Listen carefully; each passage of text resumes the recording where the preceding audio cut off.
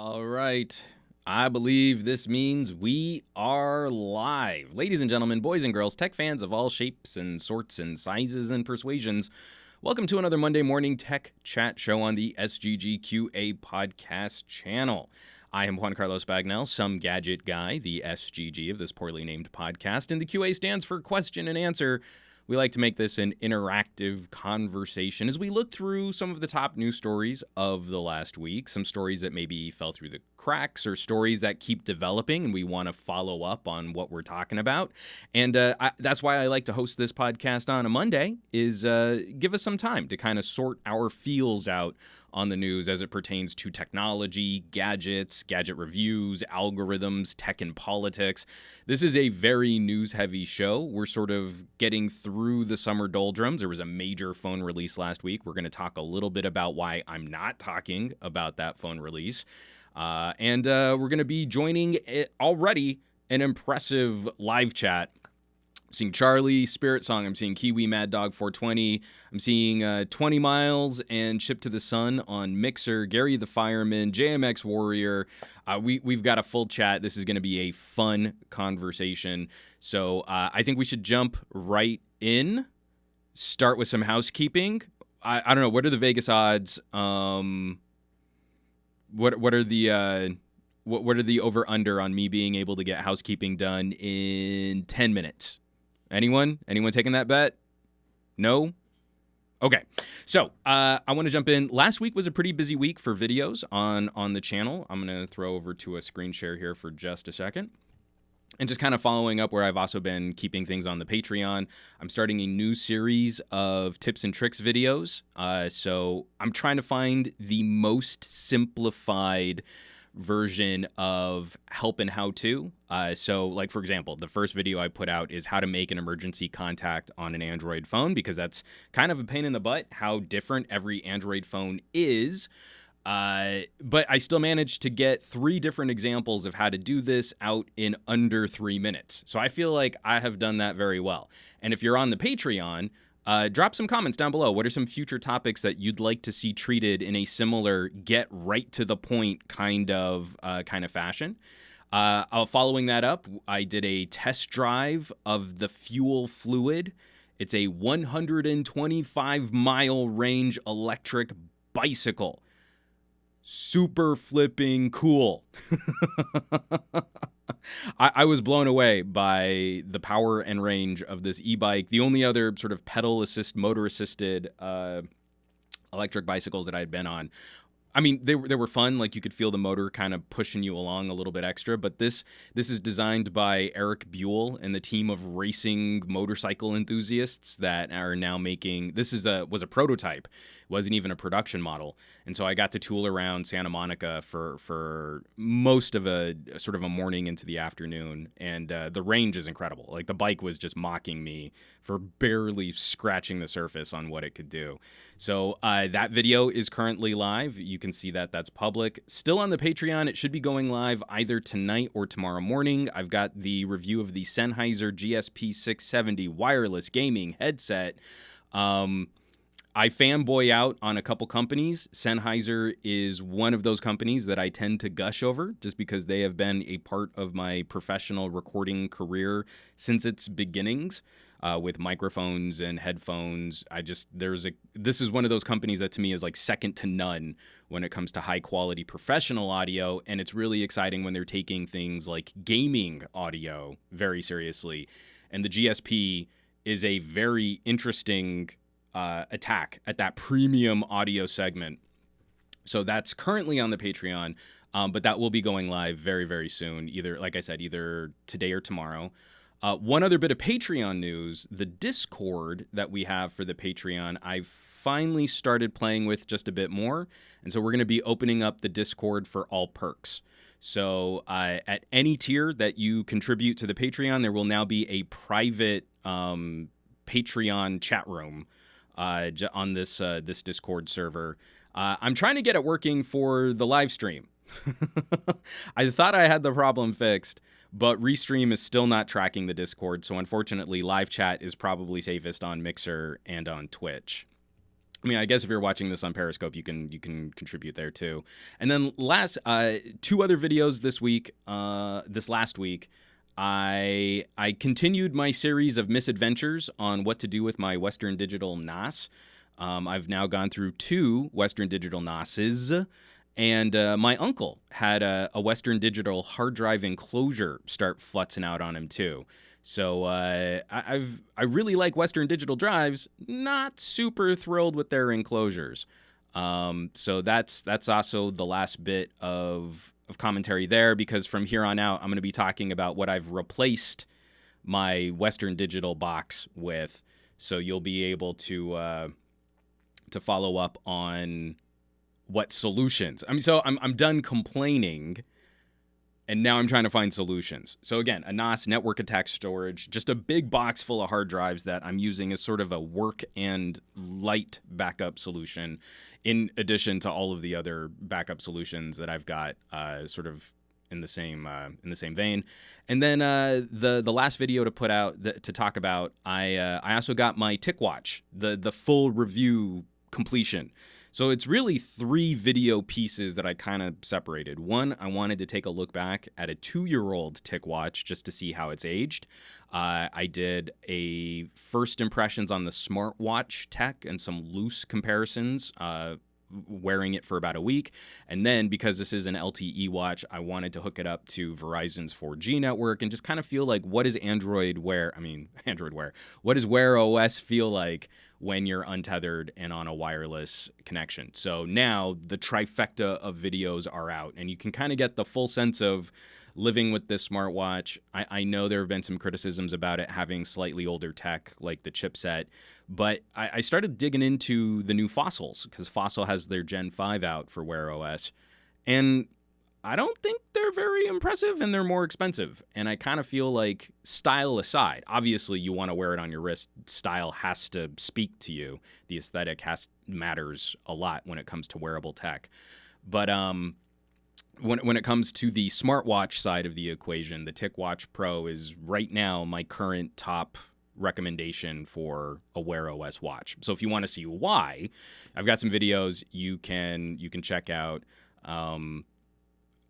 That's sort of backhanded praise, because Wear OS is like the 3rd place operating system for wearables. But if you're not on a Samsung or an Apple, this is increasingly my top recommendation for getting notifications off of your phone and onto your wrist. So the reason why I wanted to kind of blitz through that, the loose wrap up to housekeeping, and something that I got a little snarky about over the weekend. Note 10 launched. My YouTube feed has been just obliterated with Note 10 videos. I haven't watched anything on YouTube with any of the recommendations. Just, it's video after video after video of top 5 things you didn't know, or Note 10 versus Note 10 Plus, or Note 10 versus Note 9, or should you buy, is it worth it? Lots of angry fist wagging about how it's another phone that's too expensive, or they're removing features. And I just really haven't felt like it was worth joining the fray. We've been talking on this podcast a lot about the YouTube popularity algorithm, how we create these echo chambers around trending topics and popular topics, and we all complain about it. Like, I'm so tired of, oh, it's launch day, better stay off YouTube. And then you go through these individual channels and you see, like, they're not getting a ton of views. Some pretty large channels are only getting like 3,000 hits on a Note 10 video. But you have to be a part of that, because your channel suffers when you're not talking about some kind of trending topic. So I kind of wanted to test that. This last week for me was a bit of an experiment. I have a smartwatch, a NAS video, an electric bike video, a tips and tricks for Android, and I didn't, unfortunately, my scheduling got messed up, but a gaming headset is going to be going out today. All of my videos tanked. All of them. I have 93,000 subscribers, and the best video is just the longest, the one that's been out the longest, and that's for the TicWatch. So with a week out there, it got 2,000 views. My NOS video, where my last Western Digital video probably did around 8K. I mean, I wasn't expecting the NOS video to be a heavy hitter for me, but it did 1,000 views. And then the Fluid, the e-bike, something that I thought would be a little bit more fun, just a change of pace, because I put that out right after the Note 10 announcement, 1,600 views. So we are creating and reinforcing and fulfilling exactly the situation that we claim to be annoyed by. We aren't sharing, we aren't participating, and we're not seeking out any different content. We're passive viewers. So I put out a tweet just saying, you know, like I thought it was kind of funny. I'm not a stand-up comedian, but I thought I had like, you know, kind of a witty tweet on Saturday. Hold on, I want to quote myself specifically, where I'll also go back into screen share here. It is a bit irritating how well pleas for retweeting work. In unrelated news, only the people who share my videos have genitals worth copulating with. Just something to consider in your future mating habits. So I don't push a hardcore like notification squad or anything like that, because I also know, especially after the numbers that I pulled last week, there are significantly more people who are subscribed and who have smashed that bell icon than are actually getting notified or seeing my videos show up in their timeline, right? I'm getting pushed out by more popular topics, and when I try and stray from whatever that zeitgeist is, YouTube walks away from my channel. They completely ignore my channel. So as a joke, I put that out there just because like I'm not trying to be that kind of self-promoter. I want the internet to be a bit more of that meritocracy. The tweet where I made a joke about retweets got more retweets than my last 4 video tweets combined.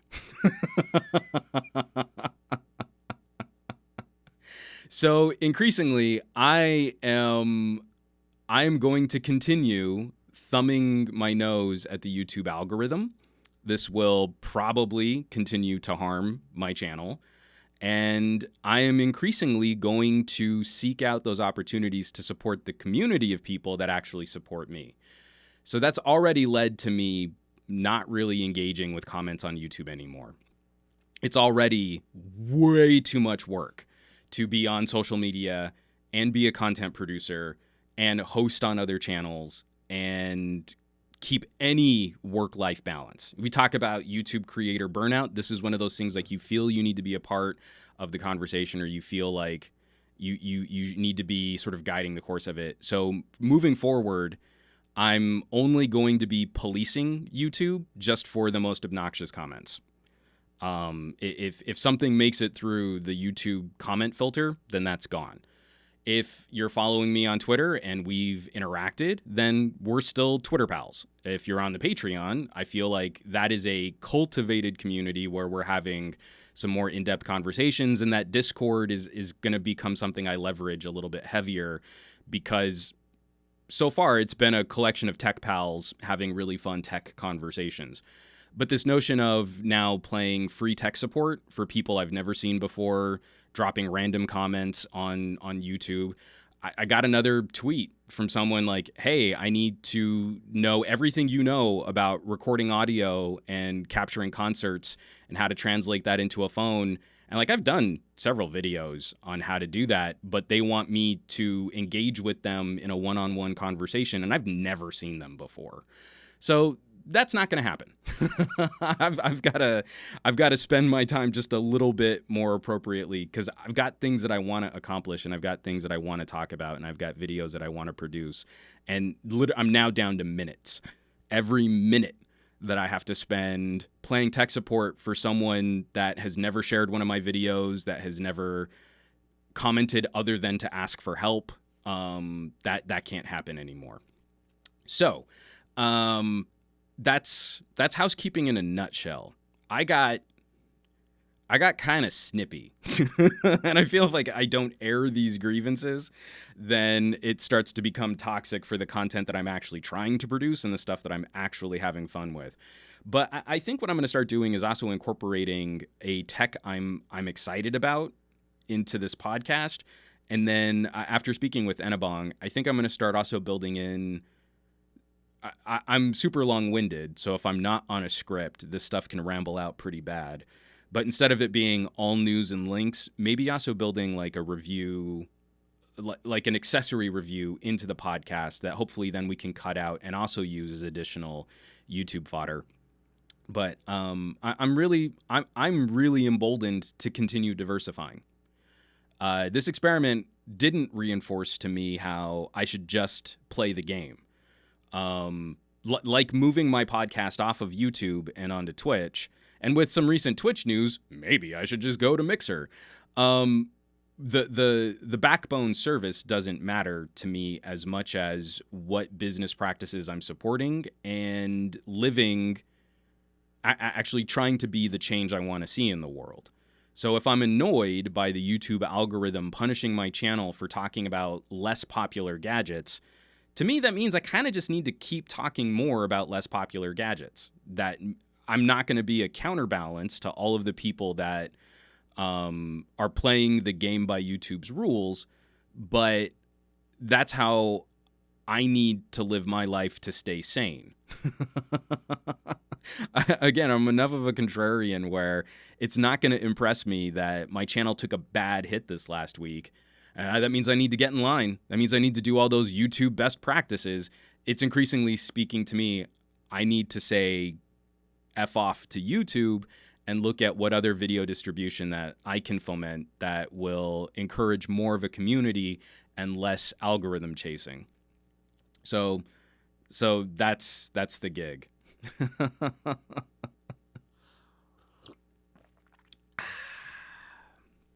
All right.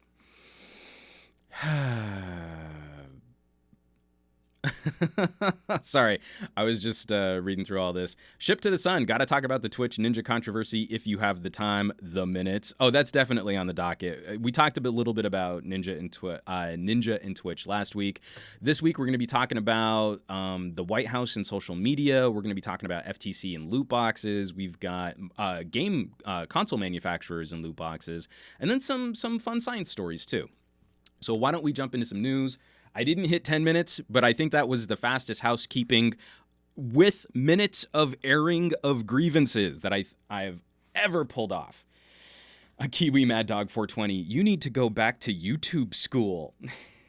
Please make YouTube sound more like a 1984 re-education camp. All right. I'm gonna talk a little bit more about strategies and things that we can do to help be the change. Every time I point this out, people act like they're annoyed by it, but then they're very reticent to actually change their behavior. It doesn't take a lot, but you can be the tip of the spear for changing policies and practices that you don't enjoy. And it, like I said, we'll tackle that when we get to the Reddit plug, because the Reddit was slaughtered for a day and then surprisingly became a really fun place to find other tech videos than just Note 10, Note 10, Note 10, Note 10, Note 10, Note 10. So let's jump into some news. Matt Tyler, YouTube Army coming for you, Juan. Again, it's like I've been using that. There's a GIF of Mad Men. It's I can't remember the name of the writer. I blitzed that show way too aggressively, and I can't remember any of the character names. But it's the little Neebish writer in the elevator with Don Draper, and he goes, "I feel sorry for you," and Don Draper says, "I don't think about you at all." And it just really felt like my tech week this week. You know, I was criticizing Samsung during the Note 10 launch, and someone's like, "Oh man, Samsung's going to be upset that you said that," and you're like, I don't think Samsung thinks about me at all. And now it's YouTube. Oh man, you're not making popular videos on popular topics on YouTube. I don't think YouTube thinks about me at all. I don't think I matter. All right. So, I'm jumping right in. we've got some political news to kick things off with. Social media is a mess. I just spent the last 10 minutes whinging on about social media and how much of a mess it is. And if this goes through, I think it would get messier, not less messy. This coming by way of Jessica Rosenworcel on the FCC. White House proposal would have FCC and FTC police alleged social media censorship. This is an article by way of CNN Business. So from the article, hold on, this is written up by Brian Fung over at CNN. Obviously, a lot of places have covered this, but this is the first one I caught because this is what Jessica Rosenworcel shared.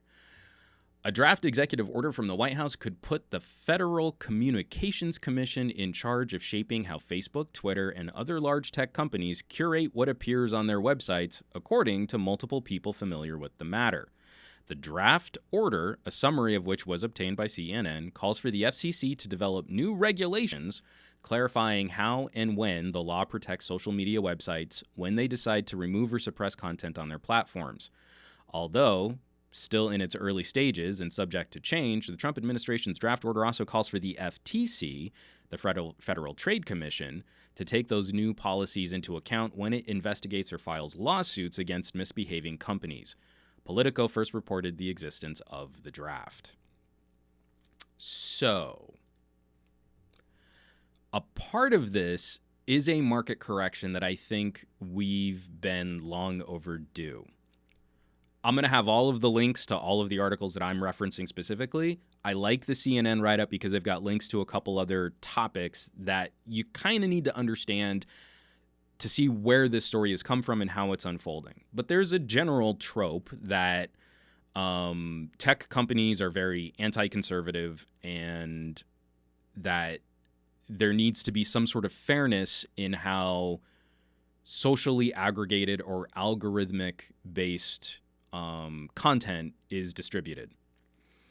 Now, mind you, conservatives don't seem to be very concerned about things like the fairness doctrine on TV, but because it's not currently swinging their way and they're upset about the way that social media sort of harnesses conversations, they believe that this is going to be the solution that they need, where we can't police TV and radio, but we'll police and regulate the internet for content.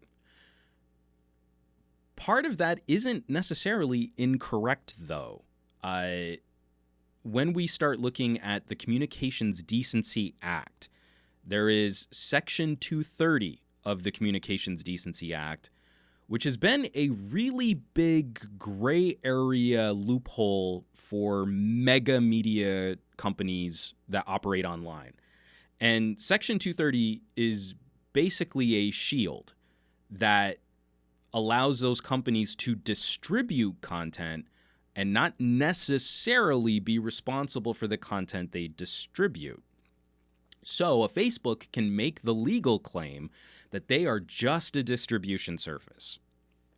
They're not an editorial service, except for when content gets distributed that upsets their advertisers, and then they remove that content or they censor that content.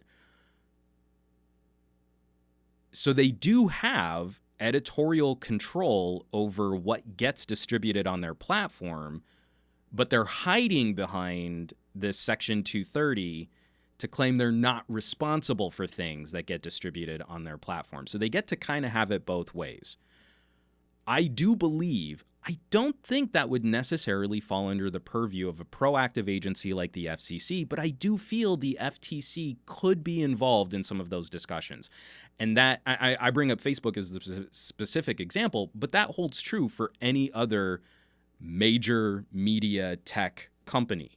That could be true for Amazon. I'm streaming this on Twitch. We're going to talk about how Twitch made a big oopsie when it came to their own terms of service and how they're dealing with Ninja. It totally holds true for YouTube. YouTube is just an aggregator and a distribution service, except for when super popular YouTubers do objectionable things and piss off advertisers, and then they start censoring and demonetizing the content of smaller YouTubers. All of these things kind of work against each other in a rational sense, but we lack the legal framework to examine the situation, come up with policy or regulations that make sense. And I don't have a lot of confidence in our current elected officials to do this in a way that benefits the communities that interact with this content. I seriously doubt that the current presidential administration would be looking at Section 230, reforming Section 230 in a way that really does benefit techie consumers in general. I think it's pretty clear that we're looking at a way to censor content he finds that our president finds objectionable, which is usually just criticism of the president, and would have a chilling effect on any type of dissenting speech. I don't think that's a bridge too far to claim that that's what our president would be examining. It's frustrating, though, because there is a kernel of truth to some of these issues. I don't think it's necessarily a one-to-one Google censors conservatives. But we need to find something more effective in the 21st century than the same type of policy. I believe the Decency Act was written up in 1995.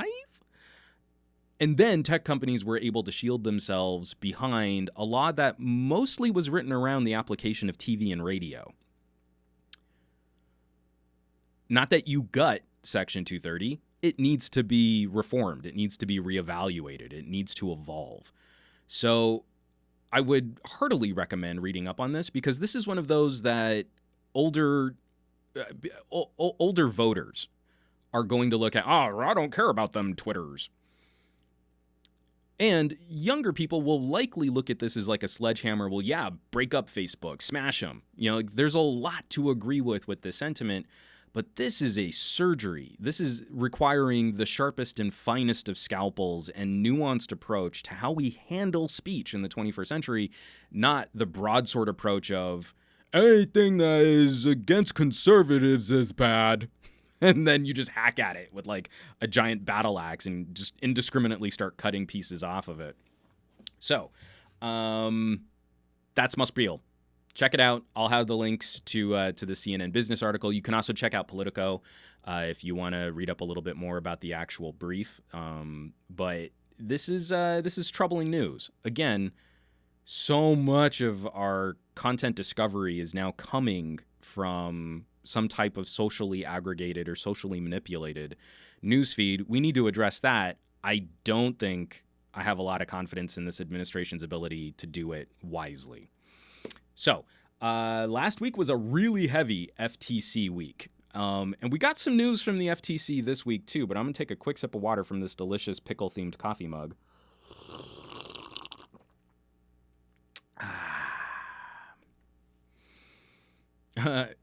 Aditya Anil and Matt Tyler, hashtag some president guy. I'm unelectable.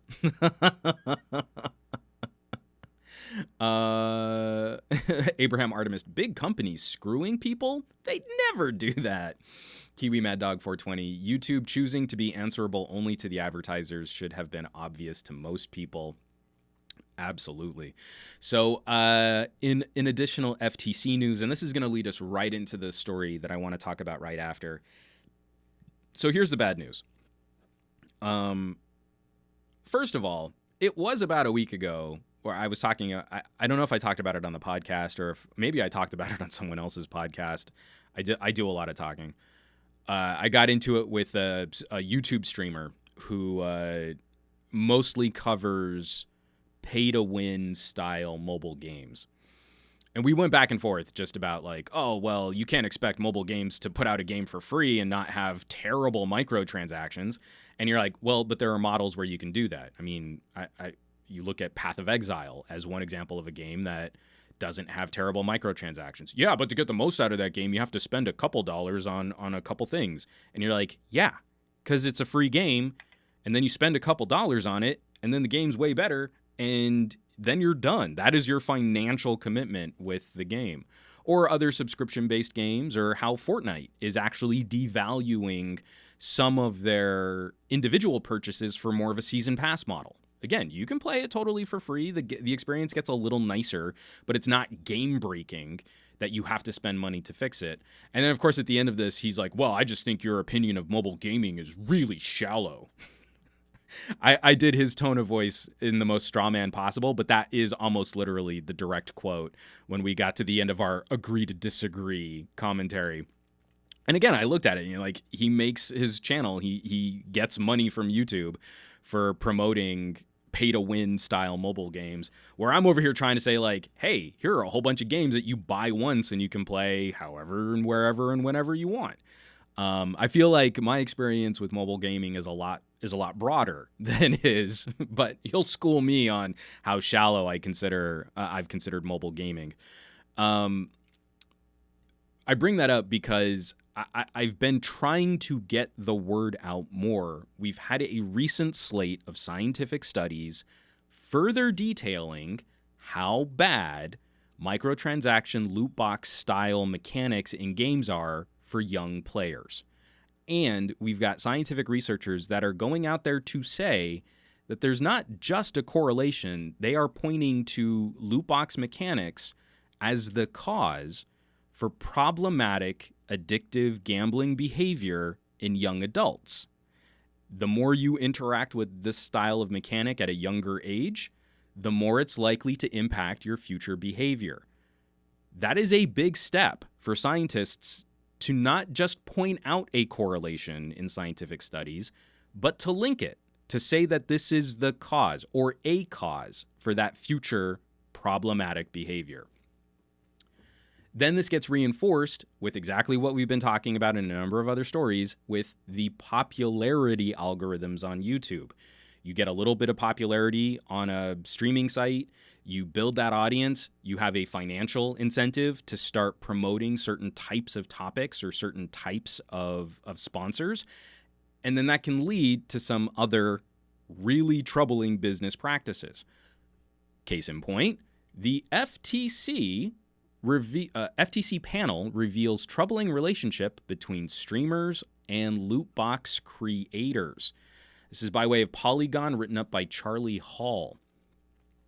In a remarkable exchange today in Washington, D.C., the leader of a major management company for YouTube and Twitch celebrities said that a video game publisher has approached his clients to willfully misrepresent how loot boxes work. Omid Dariani, I am so sorry, CEO of Online Performers Group, OPG, also expressed frustration with online video platforms regarding required disclosures of paid advertisements during live streams.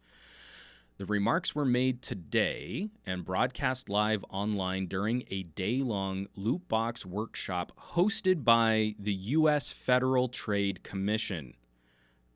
Dariani, I don't know if that's how you pronounce the name, was invited to participate in the first panel of the day as his organization represents dozens of content creators, including Jose Antonio Angry Joe Vargas and Major League Baseball pitcher Trevor May. During a question and answer period, Dariani was asked by the FTC's Brittany Frassetto about the nature of disclosures his clients make during their streams. Quote, based on your expertise, do video game publishers pay these content creators to open loot boxes? Do they pay for the loot boxes? And if so, do they at times give them better odds than the public at large? And how much of that is disclosed? Dariani replied, companies do pay for that sort of thing. It's pretty uncommon for it to specifically be, hey, just open a bunch of loot boxes, but we've definitely seen that. I've definitely been in a room where a publisher said, we could do better odds on the packs that this person opens for promotional purchases. That's only been one time. I don't care if money doesn't come out of a loot box. It's still gambling. It's still a slot machine. It affects the brain in the same way, the same dopamine hit. You pull the lever and you hope for some kind of outcome. And this is completely unregulated space. When you go to Las Vegas, they cannot, under penalty of losing their gambling license, change the odds of a payout on a slot machine on the fly. We have the technology to really game that to a consumer's disadvantage and keep them on the hook psychologically in a disastrous sense. We recognize in Las Vegas and in other places that have legalized gambling that is a bad thing for the health of the gambling community. You go through regulatory steps to change the payout rates on your slot machines. This does not happen with loot boxes, and for promotional purchases can be changed on the fly to misrepresent how this system works when regular players engage with this system. I've said it before. I keep having to say this. We want the video game industry to police this themselves, and we want the video game industry to properly educate parents on game mechanics, not just game story content. If there's gore or sex in a video game, it's rated M or it's rated AO. But if there's advanced slot machine gambling mechanics, you can put that on the most Disney-fied family franchise available. Maybe it'll be rated T for teen, but it's not rated for the game play. It's only rated for the story content. If we do not pressure game developers and publishers to police this themselves, politicians and regulators will get involved.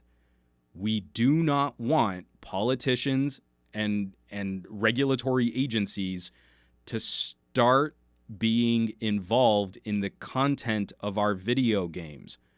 What just recently took place last weekend here in the United States, where the scapegoat became video games, that is a clear indication we want this to be self-policing. But we've got to convince these companies, these humongous multi-billion-dollar companies that make most of their money these days off of microtransactions and terrible game mechanics like loot boxes, to change their behavior, lest we lose all of our agency over the types of games, the content of the games, and the gameplay mechanics to people that not only aren't involved in gaming, but have a vested interest in making games the scapegoat for other terrible happenstance. This needs to change at all levels. It's not enough to just shrug our shoulders and say, oh, but mobile gaming sucks, and then not have a follow-up. If you want to play games on your phone, I've been talking about some awesome games to play on your phone that don't do any of this. And again, we need to be that light, that change we want to see in the world, and we need to be driving those conversations and driving those discussions. The game industry also has a huge responsibility in catching up to this conversation, because I think they're about to get blindsided. I think we're about to see increased government interest in what happens in video gaming, and probably with a more focused and directed aggression than what we saw during like the Jack Thompson days. I think it's about to get pretty ugly, and I think it's about to get pretty gross. So I know there's a general apathy, and I know that there's a general big shrug, I guess, vote with your wallet, I guess. And then these games go on to become increasingly popular again, because we're fueling this by getting younger and younger consumers hooked on this style of gameplay. But we've got to be more aggressive in trying to course correct. All of us. Ground floor up. Grassroots up. Because it's not going to come from the top down. They're making too much money. And this leads me right into my next story. Because some game publishers, EA, it's in the game. Gambling, it's in the game. They are starting to try and find end runs around ways that they can disclose terrible gaming mechanics without affecting sales.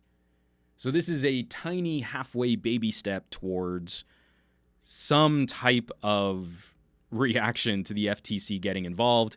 It's not enough, but I'll take a baby step right now. Eurogamer reporting, written up by Matt Wales, Microsoft, Sony, Nintendo won't allow loot boxes on consoles unless publishers disclose drop rates.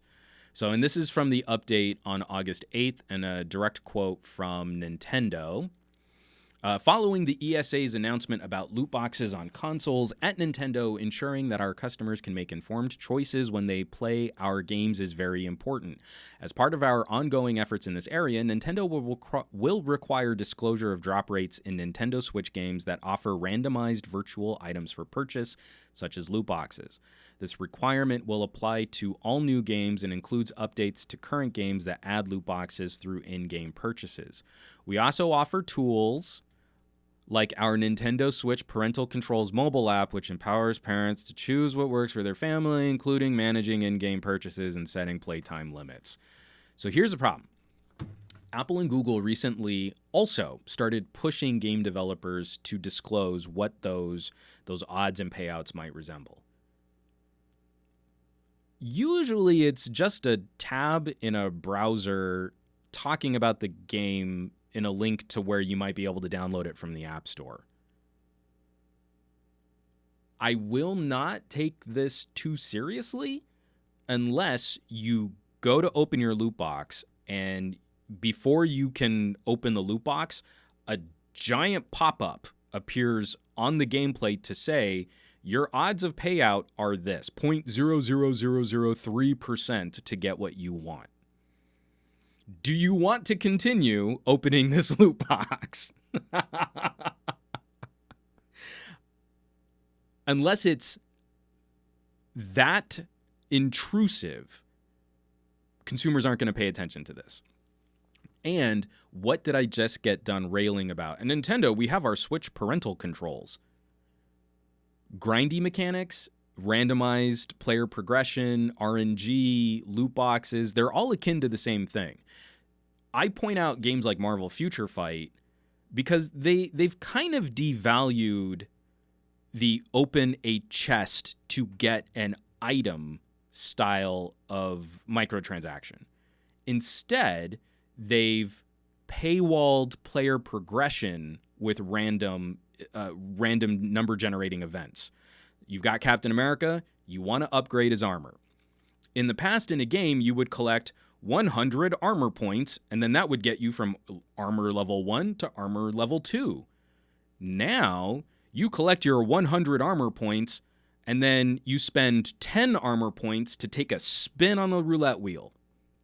Did you get your upgrade? No? Okay, take another 10 points.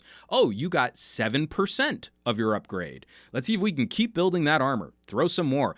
That next spin, you got 33%. Oh, right, you're 40% of the way there. Oh, but the next 8 spins, you didn't make it because it's totally random. Better go out there and start grinding some more armor points to throw into this roulette wheel, this slot machine, so that you can finally upgrade your Captain America to armor level 2. Or, I mean, if you don't want a game for another week to collect all those armor points, don't you just want to buy one of our points packs? I mean, starting price is $1.99, but you can go up to $99 and outfit numerous characters with armor points. And just keep spinning. Just keep throwing those points away. That's not a loot box. That's not any kind of, crypt crate or anything like that. But it's the same idea. It's a random number generating slot machine effect that stops you from progressing in the game, makes you grind through crap gameplay to get this material that you throw away, or you could just throw money at the problem. One of the reasons why I was getting into such a visceral argument with that streamer, not visceral argument, it was a heated discussion on Twitter, and I should represent it as such if you ever look up my tweet history. But it was because, we've got whales in Future Fight. I stopped playing Future Fright. There's a good Freudian slip. I stopped playing Future Fight because increasingly all of your end game, the high-level gameplay was stuck behind characters that required either months and months of grinding to outfit, or hundreds of dollars to get up to a playable state.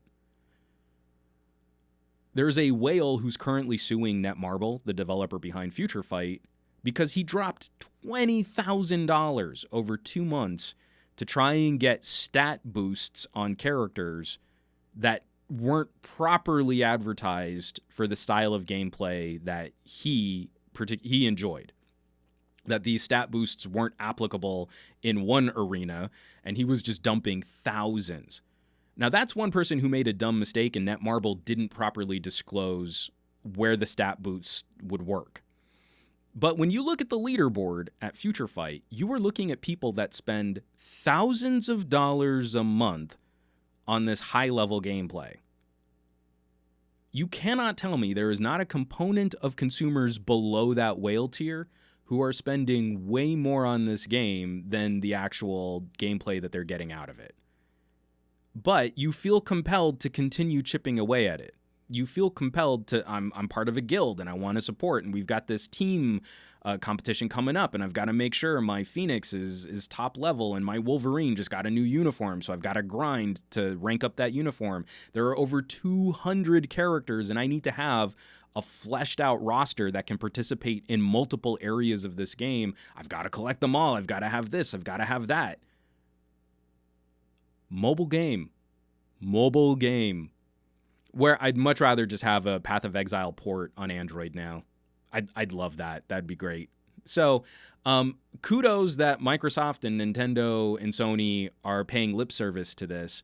But unless the actual gambling is disclosed in a way that consumers will notice or that parents will have to interact with, it's not going to do much. And again, this is sort of them like lightly not trying to rock the boat too much when companies like EA have a lot of sway over what kind of mechanics go into video games. It's not going to get the job done, but at least it's one step. It's one minor concession towards talking about this in a way that might hopefully encourage some change. Matt Tyler, I'm getting pissed off listening to this because it's so bloody true. Abraham Artemis, $20,000. You can buy a car with that. I mean, depending on what kind of car you want, you could probably buy like 3 cars with that. 20 Miles, 1975. I'm glad I'm just an old school gamer and don't mobile, PSP, Switch, console, and PC. Don't write off mobile gaming. Do I? I don't know if I've got it booted up. Hold on. Is it on? No. Okay, so I've been gaming a lot on my OnePlus 7 Pro. Off the top of my head, if you like tower defense, you can check out games like Sentinel 3 and 4, phenomenal tower defense.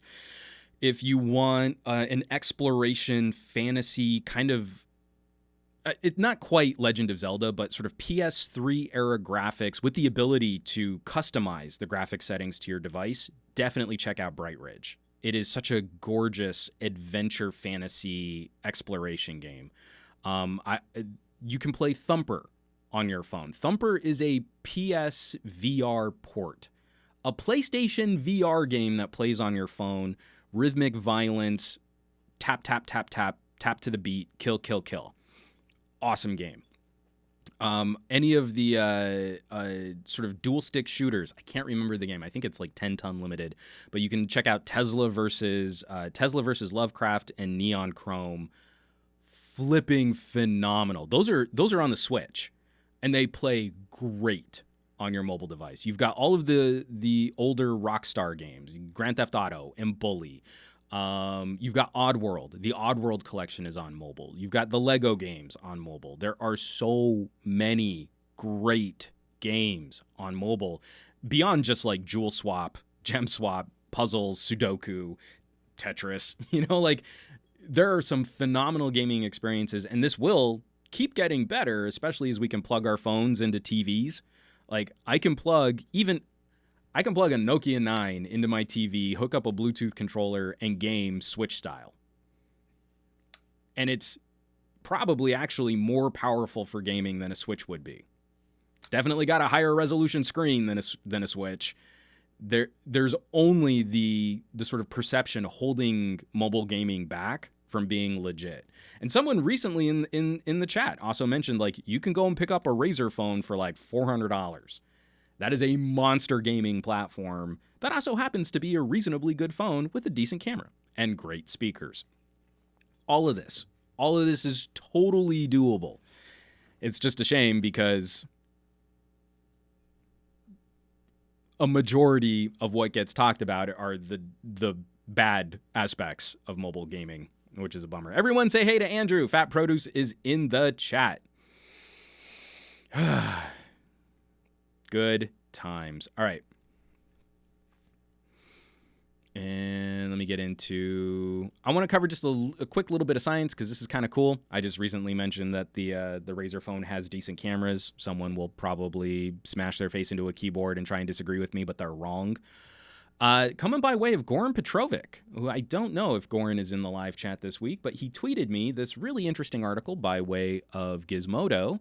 Mexican physicists solved a 2,000-year-old problem that will lead to cheaper, sharper lenses. This is a cool science story. So, just to oversimplify, this is the equation. Y'all got that? Oh wait, it would help if. Oh no, Twitch won't let me show the bottom. You'll never know what the end of the equation is. Oh no. Sorry. Oh wait. I can kind of show it from here. It's a little harder to see. So we've had problems with lenses and an effect called spherical aberration. When you're trying to capture and harness light, and light comes from a variety of angles, and you've got a direct light onto what's usually a flat surface. Think about, if you're my age, you remember how long it took before we had flat screen TVs. Not thin panel TVs, big CRTs that didn't have a rounded flat surface. I think Sony, I want to say it was the Sony Trinitron, huge, big, thick, fat, deep CRT TV, but had a flat front screen. Took us a long time to figure that out. And in part, it's because of the physics of how light rays are directed from a source and how they don't go out in flat, straight lines when they're coming from one single point. Long-winded way of getting to this right here, where when you pull up, do I even have, oh, it's over there. When you pull up a modern camera lens, you have to have a variety of different pieces of glass in different shapes to pull in light, to acquire light, to redirect light, and then to correct for how light warps when it goes through a lens. I am grossly oversimplifying this, and my siblings would be very disappointed in me because they both have PhDs in physics. But I digress. What this equation does, you can now, it's not going to be anything for me because I'm not going to sit here and do the math on it. But for the companies that make camera lenses, from DSLRs all the way to smartphone cameras, tiny little smartphone camera lenses, we now have a unified theory of camera lens that accounts for spherical aberration, meaning we can now design lenses, regardless of material and regardless of size, that better manipulate light with less distortion. We'll need fewer lens elements, and our pictures get sharper and clearer. In fact, you could probably even use lower grades of glass when properly shaped for the application, because you don't have as many lens elements for the light to travel through. Again, this is potentially a humongous deal in the world of optics, not just for consumers. I mean, like, yeah, it's going to be great if you can get a lens for your Sony mirrorless camera, and it's a little bit cheaper than it used to be. Fewer lens elements, better light acquisition, faster shutter speeds because more light is making it to the sensor. All that stuff is great. But then we get into like the scientific applications, because what if we're taking this high-grade scientifically rated glass for medicine or for astrophysics, and then we apply this formula? we should see an order of magnitude improvement to our optical capabilities for exploring the cosmos or conducting a surgery with better camera sensors, better lenses on those camera sensors. So it's still going to take a while. Again, this has just been published. It's one of those futurist kinds of topics, but be on the lookout. Look this stuff up. I will be shocked if there's not an arms race for lenses over the next 3 years from some of the major component suppliers. And when we combine that with, there was just the story that Samsung has put out a 100 megapixel camera sensor. Well, you need a lot of glass in front of a 1/3-inch camera sensor. That's a big surface area. But if you're designing a lens more appropriately with less distortion, you'll need fewer lens elements. You'll get more light onto that sensor. Again, I would say about 3 years. 3 years, and we should see a significant evolutionary improvement to consumer photography and a radical improvement to scientific photography. That's exactly what you guys said in the live chat. We are on the pulse. Kiwi Mad Dog 420 says, I wonder how long it'll take for these findings to translate to consumer applications. Charlie Spirit Song, I think about 3 years. Oh, that's what SomeGadgetGuy just said. About 3 years. Kiwi Mad Dog 420. DxO scores over 9,000.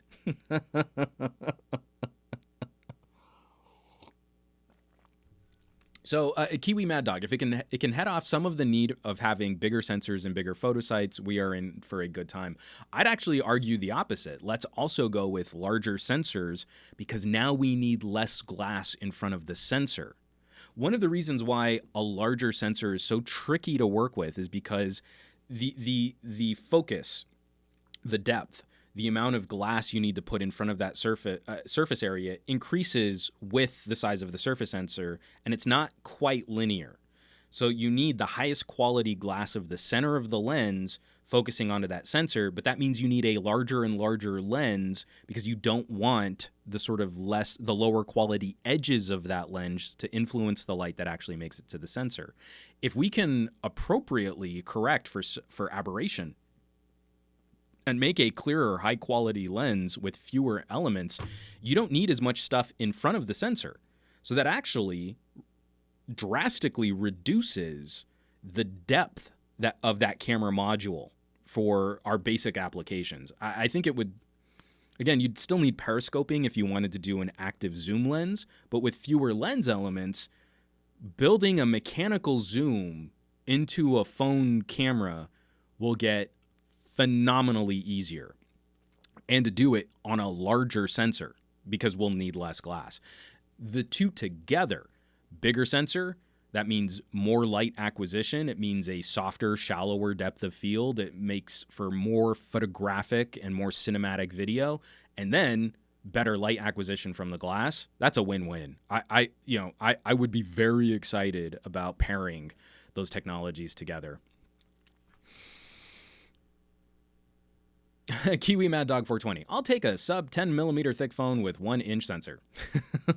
I won't because I want a bigger battery.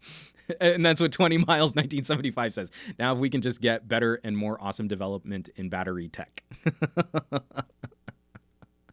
Speaking of awesome battery tech, how about we shift topics and talk about how Apple is not giving us better battery tech. I had a segue in mind. It was not that segue, but you guys talking about batteries, this is the perfect transition to talk about iFixit. And written up by Craig Lloyd at iFixit, Apple is locking iPhone batteries to discourage repair. By activating a dormant software lock on their newest iPhones, Apple is effectively announcing a drastic new policy. Only Apple batteries can go in iPhones, and only they can install them. From later in the article, it's not a bug, it's a feature Apple wants. Unless an Apple genius or an Apple-authorized service provider authenticates a battery to the phone will never show its battery health and always report a vague, ominous problem. The message still shows when you put in a brand new battery. Here's the bigger problem. Our lab tests confirmed that even when you swap in a genuine Apple battery, the phone will still display the service message. Again, another horrific shot against right to repair, and something that, like, if you've ever followed Luis Rossmann, he's complained about a lot. Component to component to component. It started out with home buttons on iPhones. It moved to displays. We need to verify that you've got the highest quality display. Okay, well, I took the display out of one phone and I put it in another phone, but because the serial numbers weren't signed by this software, it bricked my phone. Now it's coming to batteries. It doesn't matter if it's actually a real Apple battery that came from another iPhone. Once you do the transplant and you don't have the Apple Genius software to sign for that repair or that replacement, the phone will not function to its full rated capabilities. It will not report on battery health appropriately, and then you won't I would imagine that you would probably have some suspect charging behavior because it's not managing the battery health appropriately. We're going to keep seeing more and more of this. Microsoft has been fighting right to repair. Apple has been fighting right to repair. Again, we've got politicians in the UK and the EU talking about tsunami of e-waste and how gadgets and appliances are not repairable anymore, and how not as much of this as we probably should see is making it into proper recycling channels, and instead is just becoming landfill fodder. Having more and more disposable gadgets is a very bad trend. The materials that go into making these things are very difficult to acquire, and often cause a lot of human strife to acquire. And we have every capitalist retail initiative to support an industry that gets you to cycle your products more aggressively. If it were up to the consumers, I think people would keep their phones for 3 to 4 years, kind of like laptops now. Laptops seem to get flipped faster than they used to when I was younger and laptops were exceedingly expensive purchases. But there's nothing holding a phone back from 3 to 5 years of active service, except for business practices that turn the screw to make you want to upgrade sooner. You get bumped off of software supports. You can't find reputable hardware support to replace a screen or replace a battery. And then manufacturers actively getting in the way of you seeking out any kind of support. And that's not sustainable. That's the last dying gasp of an industry that's already peaked and is on the decline. And from everything we've seen, the smartphone is kind of a dead product now. I'm still excited about what future iterations we'll see in smartphones. But for most consumers, it's a commodity product that they need to have, not that they're excited to have. It's a burden for a lot of people. Switching a phone, you watch everybody's eyes roll. Oh, I got to replace this phone, but I just can't do it this week. Maybe I'll do it next week. And it becomes this like pain point. They're not excited about a new phone purchase. They're daunted, but it's daunting to look at $1,000 plus price tag. 5G is out there. I'll have to get a new phone because we all know that the 4G bandwidth is going to get sucked up by trying to make 5G look more attractive. This is gross territory right now. And for Apple to pull a move like this is pretty grotesque. Which again, if the industry were self-policing, that would be better. But now I kind of feel like we need more regulatory action on elected officials to get involved, because every time we've tried to enact right to repair legislation, Apple and Microsoft jump in there and fight it. Microsoft fought and successfully got California to back down off of right to repair. Apple continuously muddies the water with fear on the safety of letting consumers repair their own gadgets. This is not okay. And we need to make it clear that this kind of stuff is not okay. Gary the Fireman. Many companies are doing it. Jerry Rig Everything opened a Samsung Galaxy A and it was totally glued. No pull strips. It's really super gross. Abraham Artemis, I wonder why there's more and more disposable gadgets. I wonder. And Kiwi Mad Dog 420, Zach is doing right by straight away not recommending products with glued in batteries. Not only just glued in batteries, but ease of access. There is no way I could crack open an LG G8. There's no way I could crack open a Galaxy S10. I just do not have the lab and the toolkit and the patience and the expertise to start tinkering with the $1,000 phone in its current modern form. And I want to get back to what I loved was actually sort of the halfway point that we had on Lumia devices.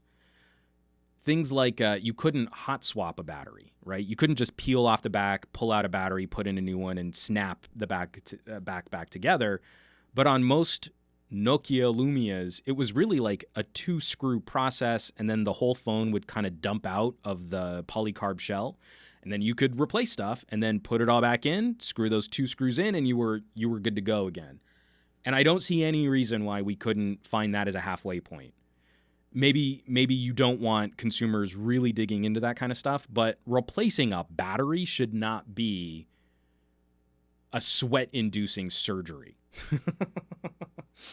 Like, if I can replace the batteries on my remote, I should be able to replace the batteries on my phone. LFA reviews, swappable batteries makes me sorely miss my Galaxy S5. The S5, I just taken it back to the V20. V20 was a monster phone. I loved being able to swap that stuff out. So, one last story here before we get into the Reddit plug. One of the reasons why I think it's also important for us to keep focusing on battery technology is continued discussion about things like wireless charging. So you've got a company like Samsung that is building a significant portion of their commentary on some of the features that are found on like the Galaxy S and the Note. And one of those features, not only wireless charging, but fast wireless charging, and not only fast wireless charging, but reverse wireless charging.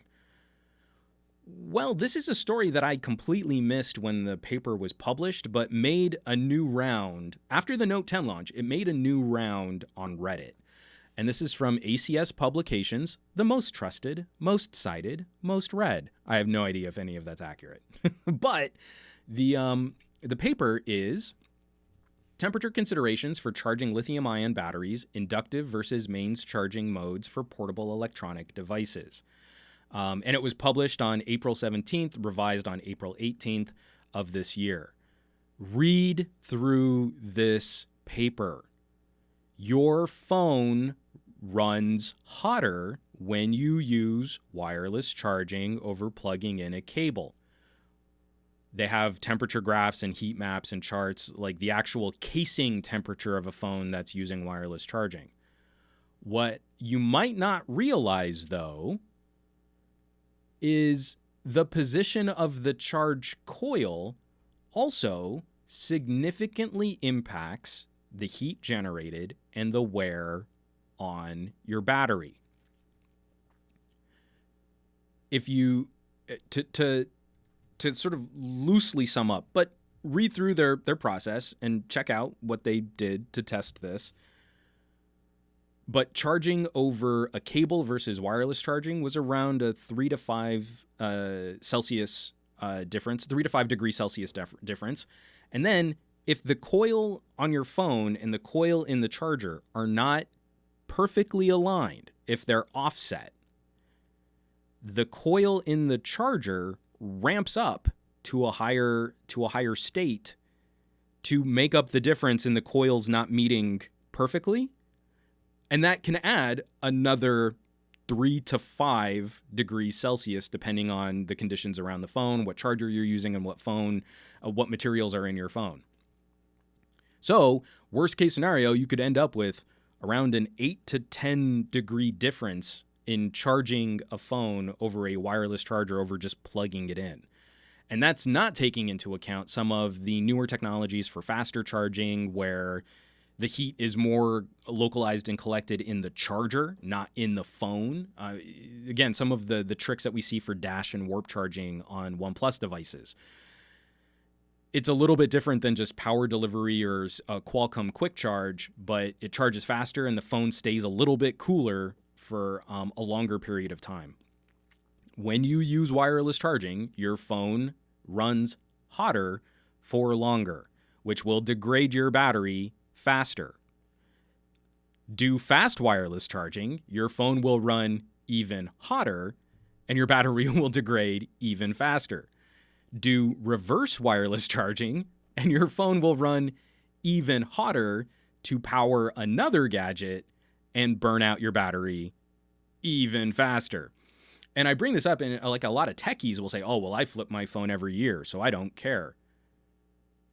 We can't have this both ways in the tech discussion. We can't review phones as if we're pretending we're using phones like average regular consumers, right? How many times do you go into a smartphone review and the reviewer is just covering the basics on a $900,000 phone because that's what average regular people do. Not techie nerds, but average regular people. But use these features like wireless charging because average consumers are holding onto their phones for a lot longer. The average is between 26 and 28 months. Average consumers are not flipping their phone every year because it's a burden. So if we're out there talking about things like wireless charging, fast wireless charging, and reverse wireless charging, and we get consumers excited about that, their battery health is going to degrade much, much faster over that 2.5 to 3 years of ownership that they're going to try and eke out of this $1,000 phone purchase. That is grossly misrepresenting what that feature actually does for people who do not flip their phone every year. So now we've got a pretty well-detailed study.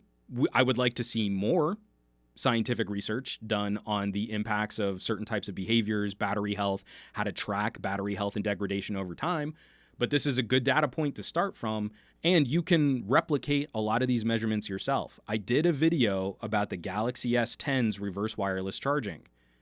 It significantly heated up the phone, and it charged my other phone slower than if I just plugged a cable into the two phones.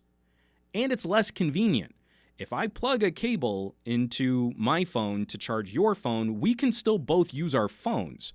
If we use reverse wireless charging, we have to lay the phones flat, and your phone will drain even faster if the coils aren't perfectly aligned. There's way more waste.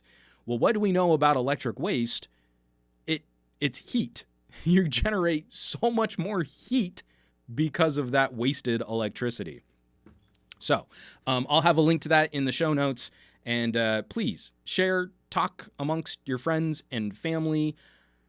I used to think wireless charging was gonna be like an incredible feature. Like we could get to a point where we have a phone with 0 ports. You see that commentary a lot, and we're pretty confident Apple wants to get there too. A phone with like no seams or holes in it. Got rid of the headphone jack, get rid of the lightning connector, and then just have expensive accessories to charge and, sync your devices. But increasingly, it's less and less of a deal breaker for me if a device doesn't have wireless charging. Charging on a cable, especially with the newest implementations of faster charging, better for the health of your device longer term than charging consistently over induction or coiled transmitters. And features like reverse wireless charging don't impress me much. When the phone is a mission-critical daily companion gadget and we're going to reduce the life of that gadget to charge other people's phones or to top off accessories like smartwatches. It is more important to me that my phone run healthier longer than to consistently charge my smartwatch, which is a notification system tied to my phone, without having to have a smartwatch charger handy.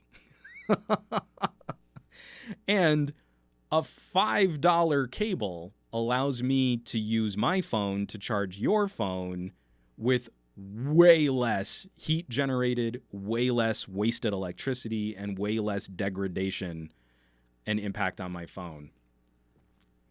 Go buy a USB-C to USB-C cable. Problem solved. You're done. So, Kiwi Mad Dog 420. Tech tubers receive gadgets from PR is the average consumer experience.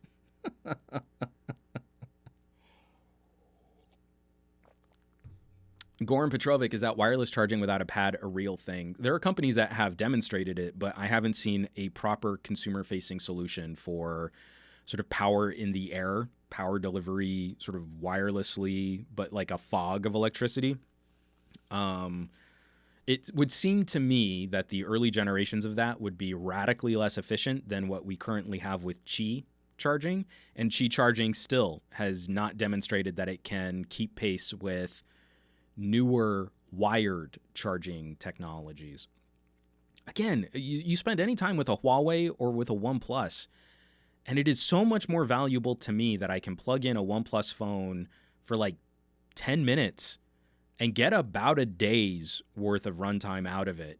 And the phone runs a little bit warmer, but it ran a little bit warmer for 10 minutes versus running a lot warmer for a lot longer and getting less charge because I put my phone down on a Qi charger.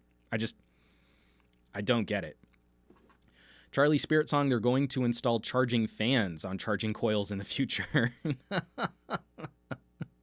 Again, why solve the problem when we can just charge more to fix the problem we created with wireless charging? And it still probably doesn't completely fix the problem because not all of the phones with wireless charging have things like heat pipes. You know, like a fan for a OnePlus, a Galaxy, or a Razer actually could make a lot of sense because those phones have special chambers or heat pipes that help get heat out of the phone. The back of the OnePlus 7 Pro feels scary hot when you game on it hard. But that's because it's actually doing a more efficient job of getting heat to the back panel and to radiate out the back of the phone. Other phones that don't have that start to run warm, like an iPhone, the internals are just cooking. And I doubt that having a fan would be as efficient for getting the heat off of the back of that device. Matt Tyler, this is an interesting question that I don't think I have the answer to, but I want the live chat to weigh in. Does taking your phone on and off charge affect the battery? Oh, does taking your phone on and off charge affect the battery? Because I feel wireless ruins phones because you're always doing that. People pick up their phone to check it so much that it has to be bad for the battery using wireless charging. So I don't know that there's any consensus on, you know, plugging in and unplugging it, plugging in, unplugging it, or putting it down on a charger, got a notification, pick it back up, put it back down, pick it back up, put it back down. I don't know that would necessarily be any worse than just leaving the phone on a wireless charger for a longer period of time. I don't know that the on-off would really contribute or be better. I don't know that there would be any substantial, difference in how that might affect battery health. But if someone has more information, please drop a live chat, because we're going to do a quick break here, talk about how we can better support production online. My weekly plea for participation and support and getting out there and talking about content creators that need more attention. Smaller YouTubers just building their channel, people that are just hitting their monetization goals on YouTube, or larger channels that just plain deserve more attention than what they're getting. I started a Reddit. Every week, we're seeing more participation. We're seeing more engagement. A lot more people are contributing new links, not just videos. We're getting a few text articles from different blogs. It doesn't have to just be video, but that's sort of what it started with. But anything that's a tech topic from a producer that you think deserves more attention, please consider heading on over to reddit.com/r/glowing-rectangles. And it's a growing community of people that are trying to help promote content that they feel deserves more attention. So these are the top stories of last week on our Glowing Rectangles. A regular favorite and someone who I will always happily plug. Go subscribe to his channel. Go do a deep dive. Let him actually explain how things work to you is Gary Explains. And he's got an SQL tutorial for everyone. Maybe you don't think SQL can matter to you, but Gary disagrees, and this is actually a great video. I mean, all my jokey pitchiness aside, I learned a few things about SQL because I am not super savvy on the topic, but Gary breaks things down in a knowledgeable fashion in a way that actually helps you better understand a tech topic. I make that joke a lot. Most explained videos are garbage. Bluetooth explained. It connects your phone to your headphones. Useless. Gary Explains. Awesome. Moving on down, there's some jerk talking about the TicWatch Pro. He always wears a hat. I hate his face. One of the highest rated videos on the Galaxy Note 10 coming by way of Chris Panton. Why am I not subscribed to Chris? Hold on. I just fixed that right there. I could have sworn I was subscribed to his YouTube channel. That I am embarrassed that I was not. Chris Panton only has 7,000 subscribers. He is putting out great content. The top rated Note 10 video of the last week on Glowing Rectangles did not come from a major big channel. The Glowing Rectangles community upvoted Chris. Chris put out a great video on the Note 10. Go check that out. Abraham Artemis, I love that hashtag. And then rounding out the top three, we've got Jabbertech with the Matrix Pad Z4. I don't know if it's supposed to be Matrix Pad, but it's a $99 Android tablet. And this also got a little view time on YouTube. I mean, on the subreddit.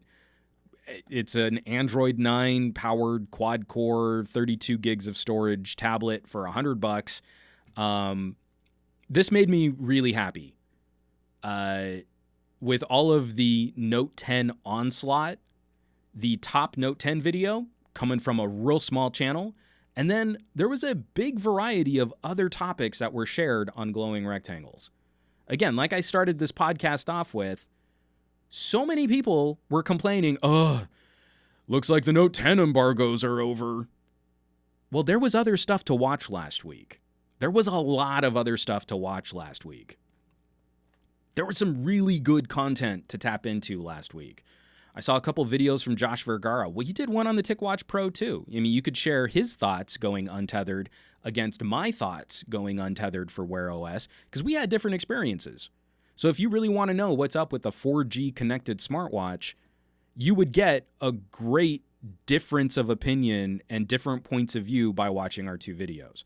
You wanted to learn something about SQL. He's got Gary Explains has a whole series on Raspberry Pis. You know, like maybe you want to get into some of that makerspace or doing cool things with programming your own tech. He's got video series that could really help you out with that. And then we've got a whole slew of smaller channels that are doing great stuff. We've got For the Love of Tech talking about the Galaxy Watch. We've got Easy Computer Solutions has a whole series on the worst cameras on the planet and how to make them better, how to get cinematic video out of a Nexus 6. Let's see, Bored at Work did his Note 10 showdown. There's a written review on the Pixel 3a. We've got Viper rounding out the top 10. And then also a new, I haven't seen this channel before, a long-term Note 9 review from Tao Hyun. I have completely butchered her name. But again, different perspectives, different regions of the world, really well produced tech videos, and a lot of these channels are not only under 100,000 subscribers, a good chunk of them are under 10,000 subscribers. So I hope you'll check it out.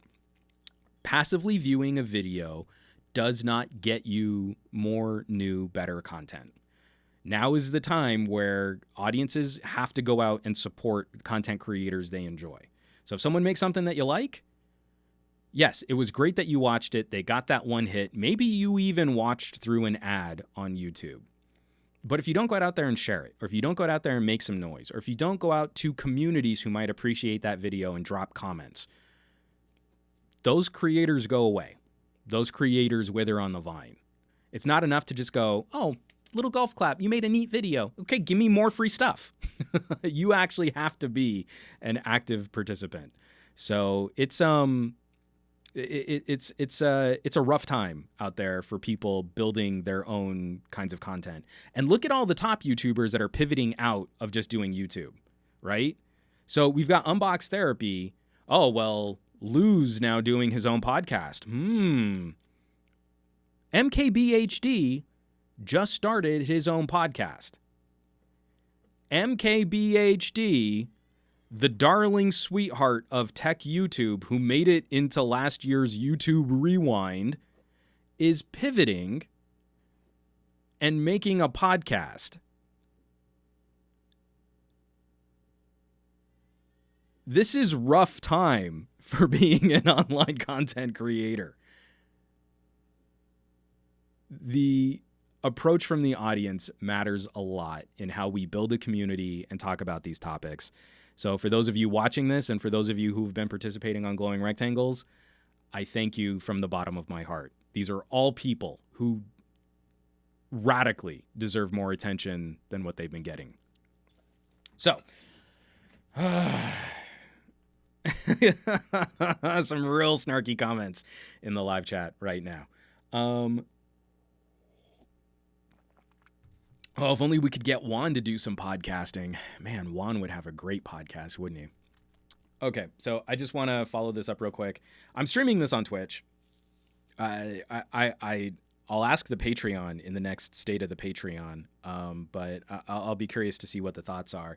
Does it even matter what the live streaming service is? Should I be looking at Mixer? But this was not a good week for the Twitch Ninja Mixer love triangle. So we reported last time Ninja got pulled over to Mixer. Ninja's a super popular, like he is the A-list celebrity of game streaming and popularized game streaming to a very high degree. He was even a part of like last year's New Year's Eve bash, teaching people how to floss. But rightfully, like the first recognized breakout celeb of this emerging style of broadcast. So Microsoft paid some big cash. There are estimates ranging as high as $50 million that enticed Ninja to leave Twitch and go over to Mixer. And I don't think Twitch has handled this very well. Lots of other streamers have left to go to other platforms, but remain verified with check marks on Twitch's service. I think a lot of people bring up PewDiePie, signed a deal with DLive, another streaming platform, but his channel has not been molested by Twitch. Whereas after Ninja left, his verified checkmark was removed, and they started using Ninja's channel to promote other streamers. So if you weren't super savvy on the news and you just wanted to check in, see what Ninja was doing, you would see stuff streaming on Ninja's channel that Ninja did not cultivate. For example, I have like tens of subscribers on Twitch. Not subscribers, I have tens of followers on Twitch. But I have a list of other Twitch channels that I like to share. So when you come to my channel and you see someone else streaming, like the Newegg Plays crew or Trisha Hirschberger, that is because I went into my settings and I clicked on something to say, when these people stream, I want you to share their stream on my channel and help signal boost channels that I like. So you would think if you went to Ninja's channel, oh, well, Ninja must have liked this channel. It's streaming on his profile. But that's not the case. So not only did Twitch kind of game Ninja's channel, they accidentally shared porn. They shared a channel as one of the recommended channels that you could also stream on Ninja's platform, and it was just straight up streaming porn. And it was streaming porn for about 2 hours before anyone decided to act at Twitch to get that channel pulled. And that's a real bad look, because Twitch has already had issues with the perception of how they follow their own rules in terms of service. So again, real bad look. I'm going to have a link out to this. There's a BBC article that's a very quick and dirty breakdown. But what's upsetting is it took Twitch almost 2 days to reply to streaming pornography. But Ninja tweeted almost immediately. No, I guess it took Twitch a full day to kind of reply in a corporate sense. But Ninja replied much, much sooner. And there's a video where he's talking about his experiences in managing this Twitch transition, detailing a lot of things that I just told you because I heard it from Ninja, how other people that have done similar deals have been unaffected and they haven't had their Twitch channels as sort of brutally restricted. And then also just, it was a classy move from Ninja to apologize on Twitch's behalf to anyone who went to his channel and was served pornography.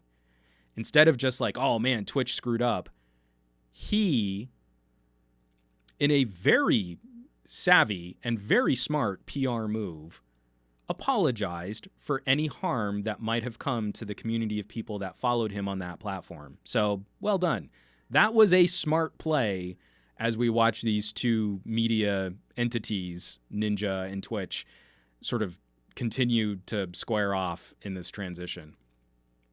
From Tech Lovin' Mama, I just saw his tweet video of his comments on it. He's upset and he has every right to be.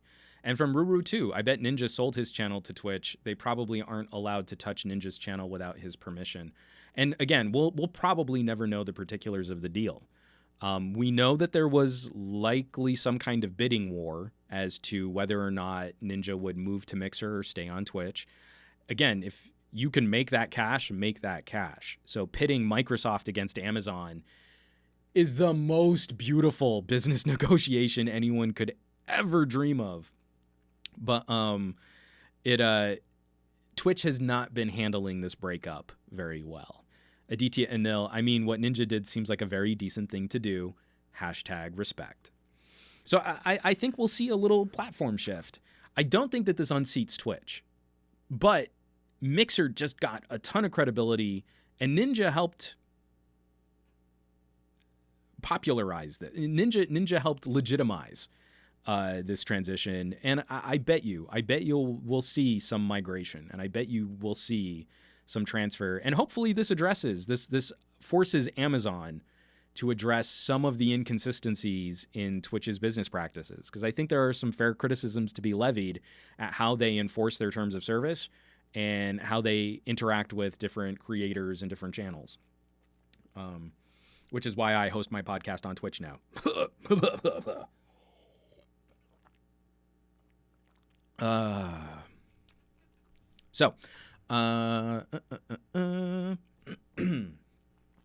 Because my voice is getting a little soft and we're getting down to that last half hour, I want people to read up on the story, but I'm not going to spend a lot of time on it. This is coming by way of Motherboard via Vice, written up by Carl Bode.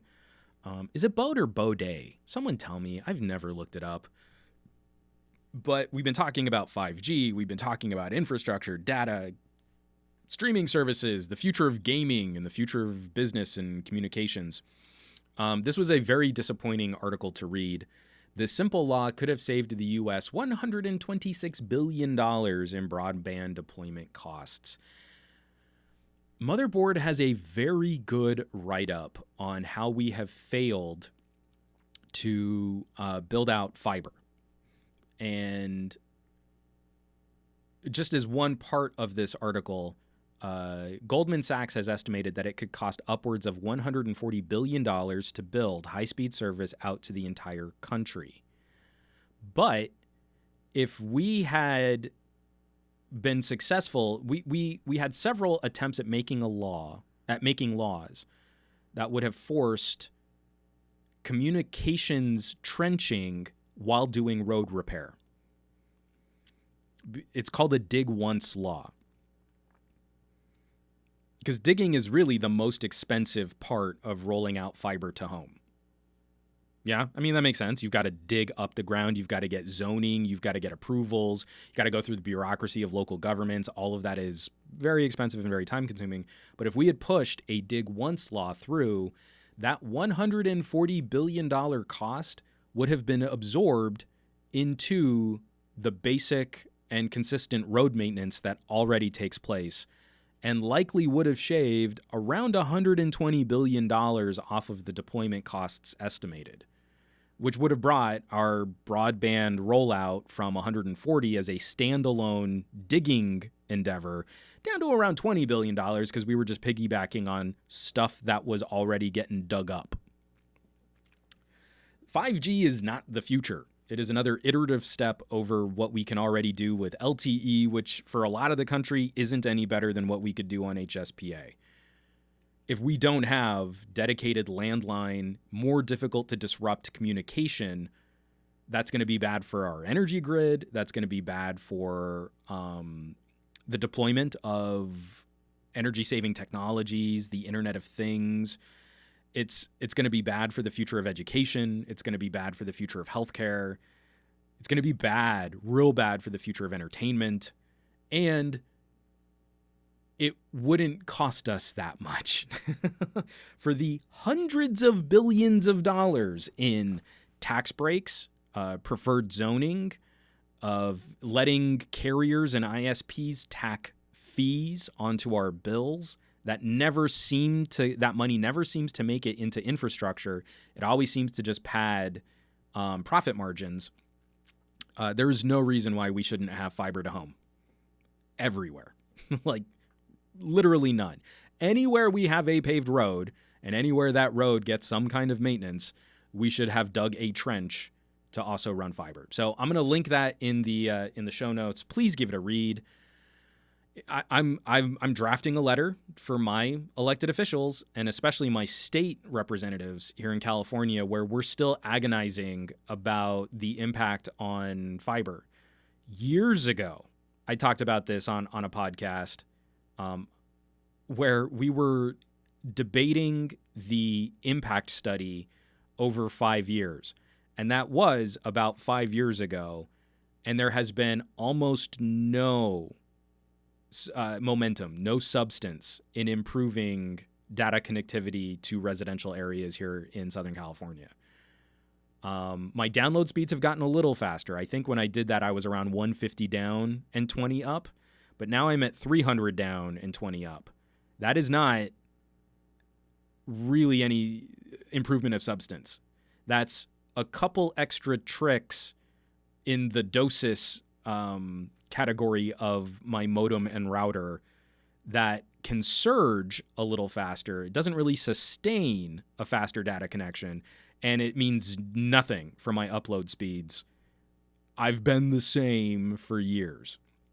So if we can't fix this with, private companies, then when I hear politicians talking about privatizing part of our infrastructure to fix what these companies have neglected, I will be supporting that. Not to get too political, but Elizabeth Warren has on her website an entire plan detailing how she wants to start outfitting rural communities with reliable communications gear. They have been completely ignored by major corporations because they're not profitable enough. If corporations are going to ignore those communities, then we need to have a public policy that we can support them and bring them into the 20th century, let alone the 21st century. So again, we've been practicing socialism for these mega corporations by subsidizing all of their costs, but letting them keep all of their profits. It would be nice if a little of that could come our way. Just a little. Come on. It's so gross. Okay. So I want to wrap the show up. We get the last 20 minutes, half hour, and especially if you folks have any questions or there are other topics that you want to talk about. But I'm going to ramble a bit about the Note 10. Kiwi Mad Dog 420. I'm kicking Juan's ass in upload and download speeds, and that's cool. Not cool for me, man. I want fiber. LFA reviews. Here, some gadget guy. California is terrible at making improvements. Again, there's a lot of things I love about California, but when it comes to zoning and infrastructure, man, we suck at that. Oh, San Francisco, we can't build more houses because we need single home houses across from metro stops. Can't fix that problem. Here in Southern California, we can't fix urban sprawl. We can't encourage telecommuting. We can't improve our data infrastructure. And all of our politicians seem fairly beholden to some of those lobbying efforts. Wiener is one of the best when it comes to talking about things like net neutrality and has been very vocal about fixing some of that stuff. But he's a rare voice in the local political scene. So, Note 10. We're all super excited about it, right?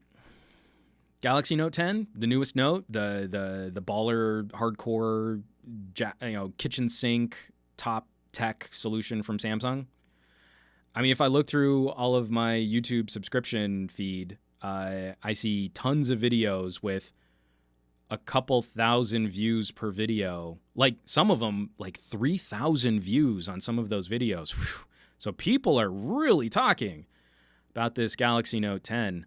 I'm kind of breaking my rule a little bit here because I have gotten a lot of questions about what my review strategy might be.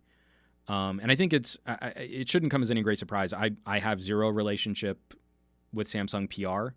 I have covered Samsung for 10 years, for over 10 years. I was a huge Samsung fanboy back in the day, especially when it came to phones like always within arm's reach, my Galaxy Note 4.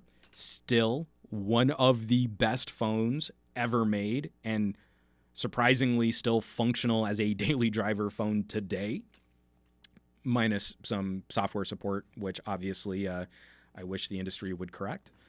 But I've also been pretty clear about the fact that I've had a very broken relationship with any type of Samsung PR. That they have never worked with me or contributed to any of the content that I produce, which makes it very difficult to, I think, fairly, for me, to fairly evaluate a Samsung product. My entire time at PocketNow was spent rebuilding PocketNow's relationship with Samsung, and we had to jump through a lot of hoops just to be sort of re-invited to Samsung press events and to get review devices for PocketNow. We used to, when I started at PocketNow, we were really working carriers to try and get review devices, and Samsung PR seems to keep a list of don't work with these people until they see some kind of substantive change in how they comment on Samsung products. So the last time I talked about Samsung was for the Note 9 launch, and immediately after Unboxed, they were very excited to have someone drive over to the Fox LA studios, where we did an on-air piece about the Note 9 launch, which was basically just a Note 9 commercial, how excited we were about the Note 9. And then I did a 20-minute live stream on the Good Day LA Facebook page, which got a lot of traffic for a local TV news channel Facebook live stream. But again, it was basically a 20-minute commercial for Samsung. And from then on, it's just been, hey, we love what you're doing. You're totally on the list. We'd love to work with you again. If you're ever going to talk about us on TV again, we'll totally work with getting you another device. But it was like literally like they put the Note 9 in my hands. I went on TV. I did the live stream. They took the Note 9 back, put it in a briefcase, and jetted. That was it. That's all they really seemed to have any interest in me talking about their products was am I going to make them a commercial for one of the highest rated local morning news shows in the country? Which I'm not that interested in. So, I haven't pitched Samsung as any type of company to talk about for future Fox segments. I'm working out my schedule for back to school and for buying new laptops. And I'm really hoping I can get like Nextdoc in and show something kind of disruptive. Like, hey, depending on what your course load is, you might not need to get a laptop. You might be fine using your phone. And it, doesn't have to be a Samsung phone. Ha ha.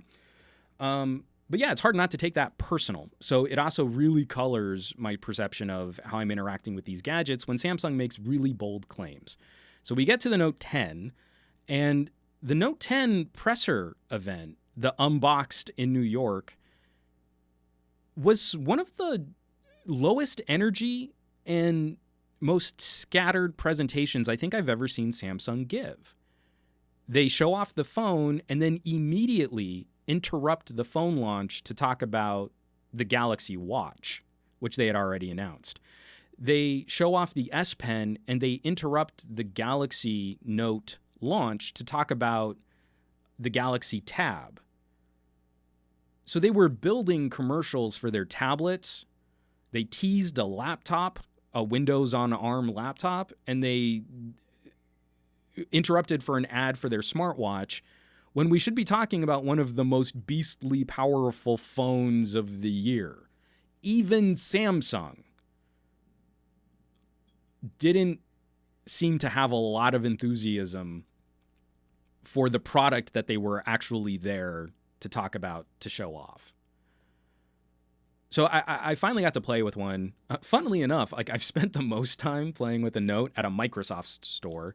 But I mean, that makes sense given Samsung and Microsoft. They've got a cozy relationship for software and services. I think it was with the Note 9, they started bundling Microsoft apps, and Spotify is one of the primary music services on a Galaxy phone now. Excuse me.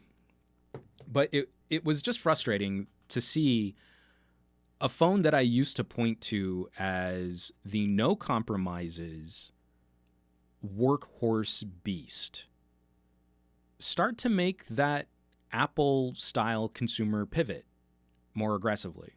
I don't want a Note that's built for average daily driver use. Not when the smaller Note 10 starts at $950, has a surprisingly small battery. So it's a 6.3-inch 1080p display. Mind you, we've had Quad HD on Notes since the Note 4. Now we're backtracking to 1080p because that's a premium device. It has a 3,500 milliamp hour battery, which is it's just below the territory for like my G8, which has a 1440p display. Has the slower the 25 watt charging, has less RAM, and doesn't have micro SD card expansion. $950. I can't get excited about that. That's not a good reason to spend $1,000 on a phone or to jump through the hoops. I mean, you can get some amazing trade-ins because, again, Samsung is subsidizing trade-in costs to break part of the resale market. They want to devalue a service like Swappa so that you'll stay in-house trading your phones with Samsung so you'll get the most for your trade-in deals. But I think that's kind of gross. And I do not like that as a business practice. But we don't have the newest camera sensor. Samsung announced a 100 megapixel camera sensor, and that's going to, I think it's going to go on, is it going to go on a Xiaomi first?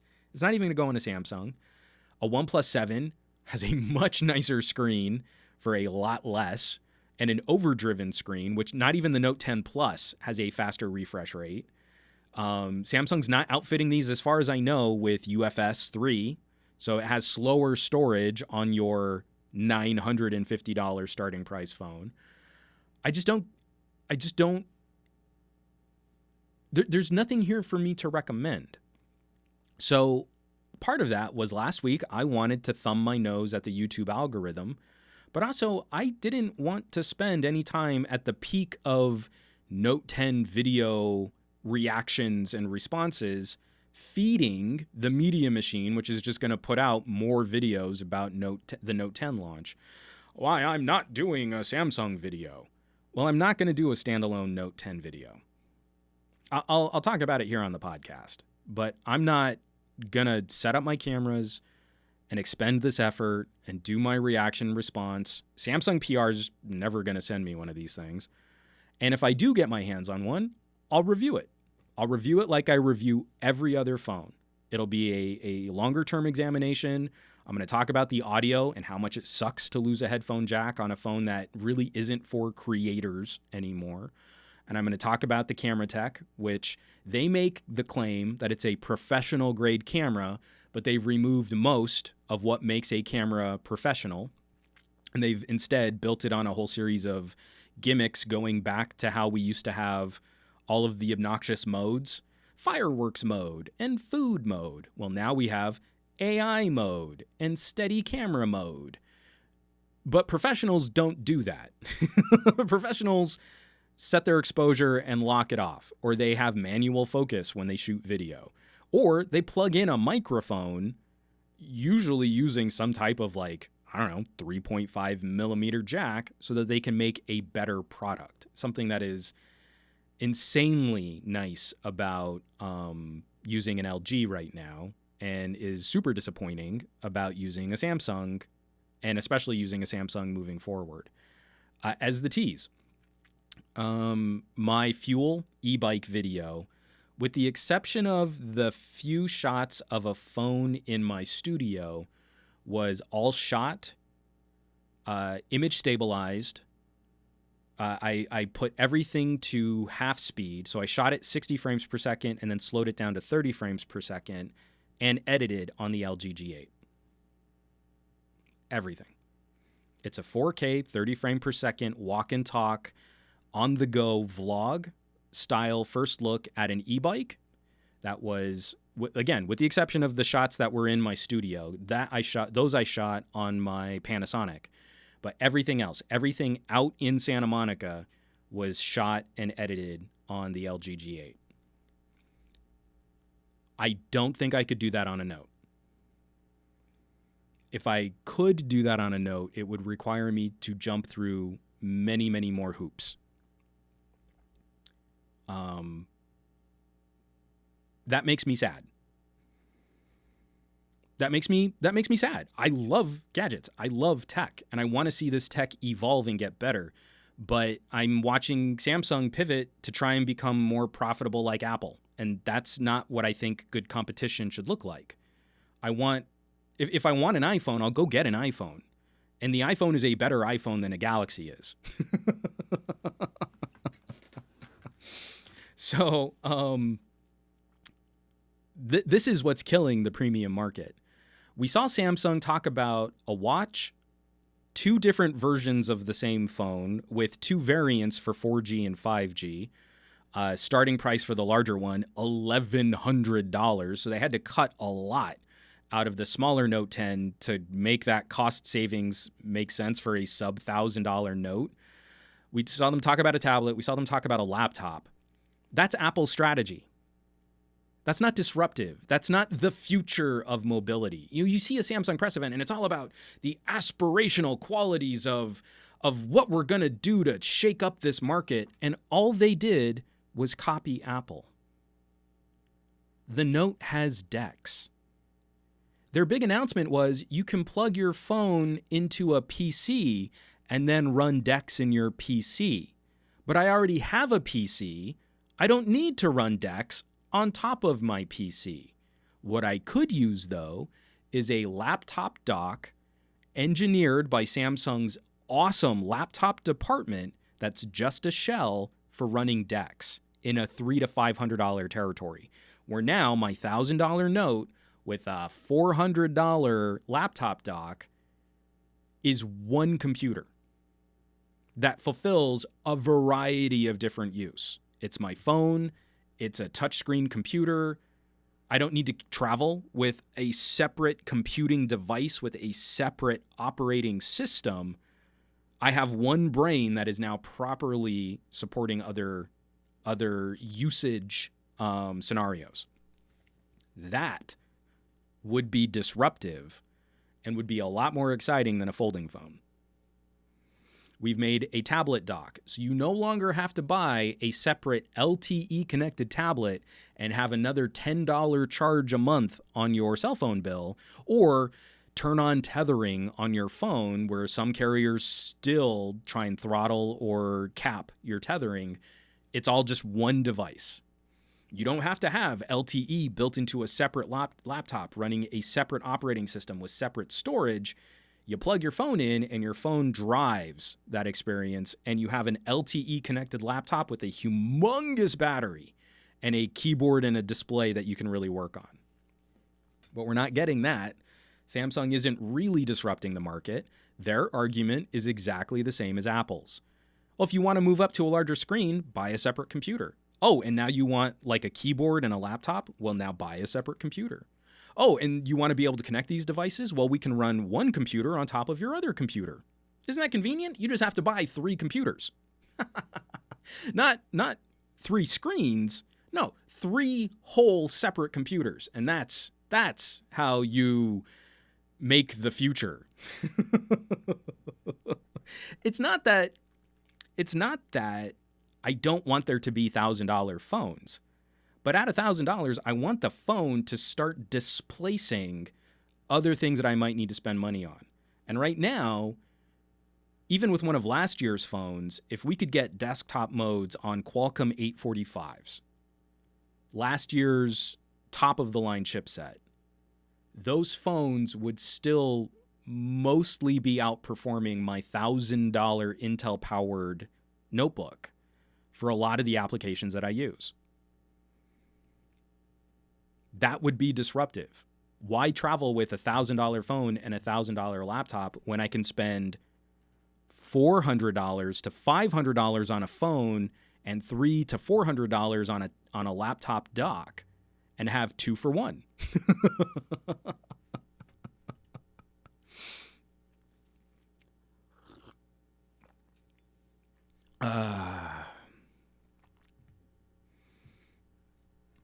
So Kiwi Mad Dog 420, the Snapdragon 8CX laptop is interesting. I'll give them that. I'm very excited about Windows on ARM, but I'm excited about Windows on ARM to see more developers start taking ARM more seriously.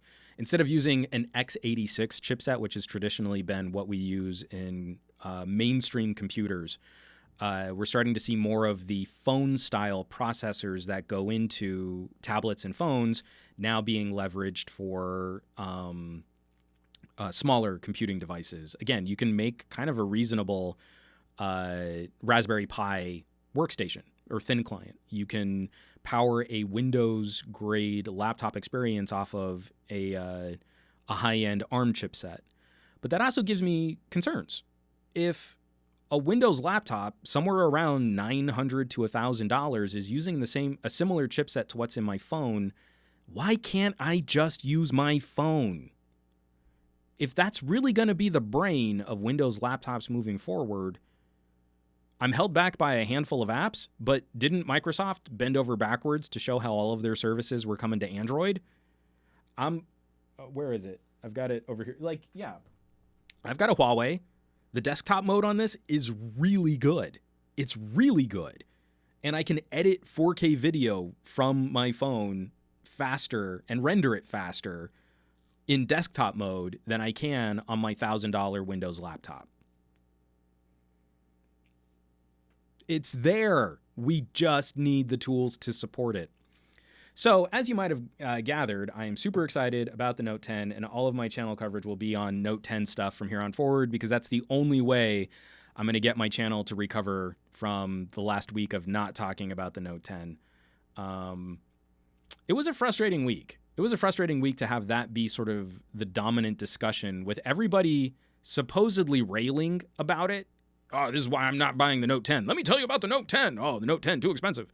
But then still feeding the media narrative that all just goes to contributing to more people talking about the Note 10. And I kind of feel like we let down other people talking about other things, and there was an opportunity to really show. I don't want to sit here and see endless Note 10 videos in my YouTube feed, but that didn't really seem to materialize. It felt like YouTube knew that was a trending topic and kind of pushed that as the tech narrative. That's what's going on this week in tech, is the Note 10 and all the people who are upset about it. It just sucks. Let's see. Lots of comments. I might not be able to really scroll back through. Matt Tyler, the premium market in a few years will be dead. The way the mid-range is doing that will be everyone's choice. Nokia, LG, Huawei, Honor will be dominant. Well, LG probably won't be unless they can address some of their marketing issues. I have high hopes for Nokia, but I have concerns that they're biting off more than they can really chew. I have too many phones out that I don't feel are really getting the full polish and attention that they probably should. Huawei and Honor are going to have a recovery year just from the disruption in their channels over this last year. And we saw, they're still moving ahead with their Harmony OS.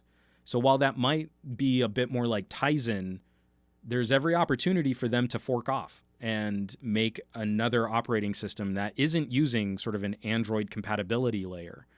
It could be interesting, but again, a transition like that would probably upset the market enough that it would take time for them to really hit some of these major sales channels in a way that would meaningfully disrupt what Samsung and Apple are doing.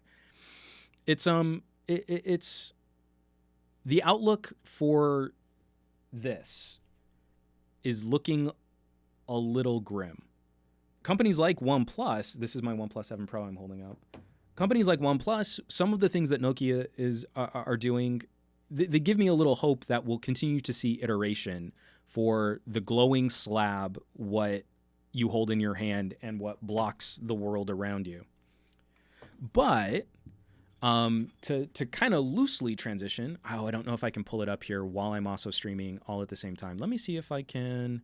The stream is terrible. Don't actually watch the stream because my mic cut out halfway through, and I still need to download it and cut it up. But I got to do something that I am irrationally excited to talk about. Let me just make sure that's muted. And there we go. Okay, so let me just kind of go back into screen share here for just a second. So last week, there was a little pop-up store event where I got to head down and meet with the people at North, and they make a product called Focals, the Focals by North. And here, let me skip ahead. I've got this muted, like I said. They do like this 3D scan of your face. So, whoops, I missed it right there. So all of these cameras like scanned my face, and then they tracked my eyes, and then they built these glasses. And so my glasses are going to ship in about 6 weeks, and it's a heads-up display. It's a wearable face notification system that I think could radically upset things like the smartwatch market. And I also think they look pretty good. I don't look terrible in glasses. So this to me feels like the future. This is a first generation product.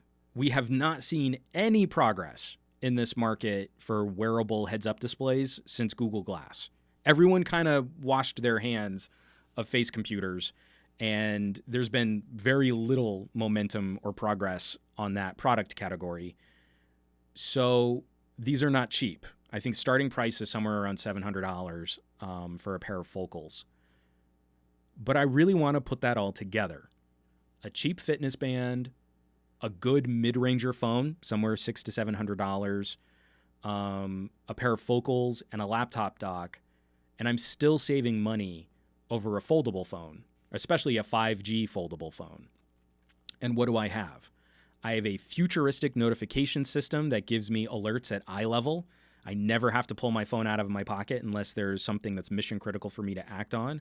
I don't even have to look at my wrist in the middle of a conversation, which is one of the most rude gestures that you can perform while you're talking to someone is, oh yeah, my wrist is blowing up with text notifications, but no, I'm really interested in what you have to say, but I'm going to keep looking at my watch.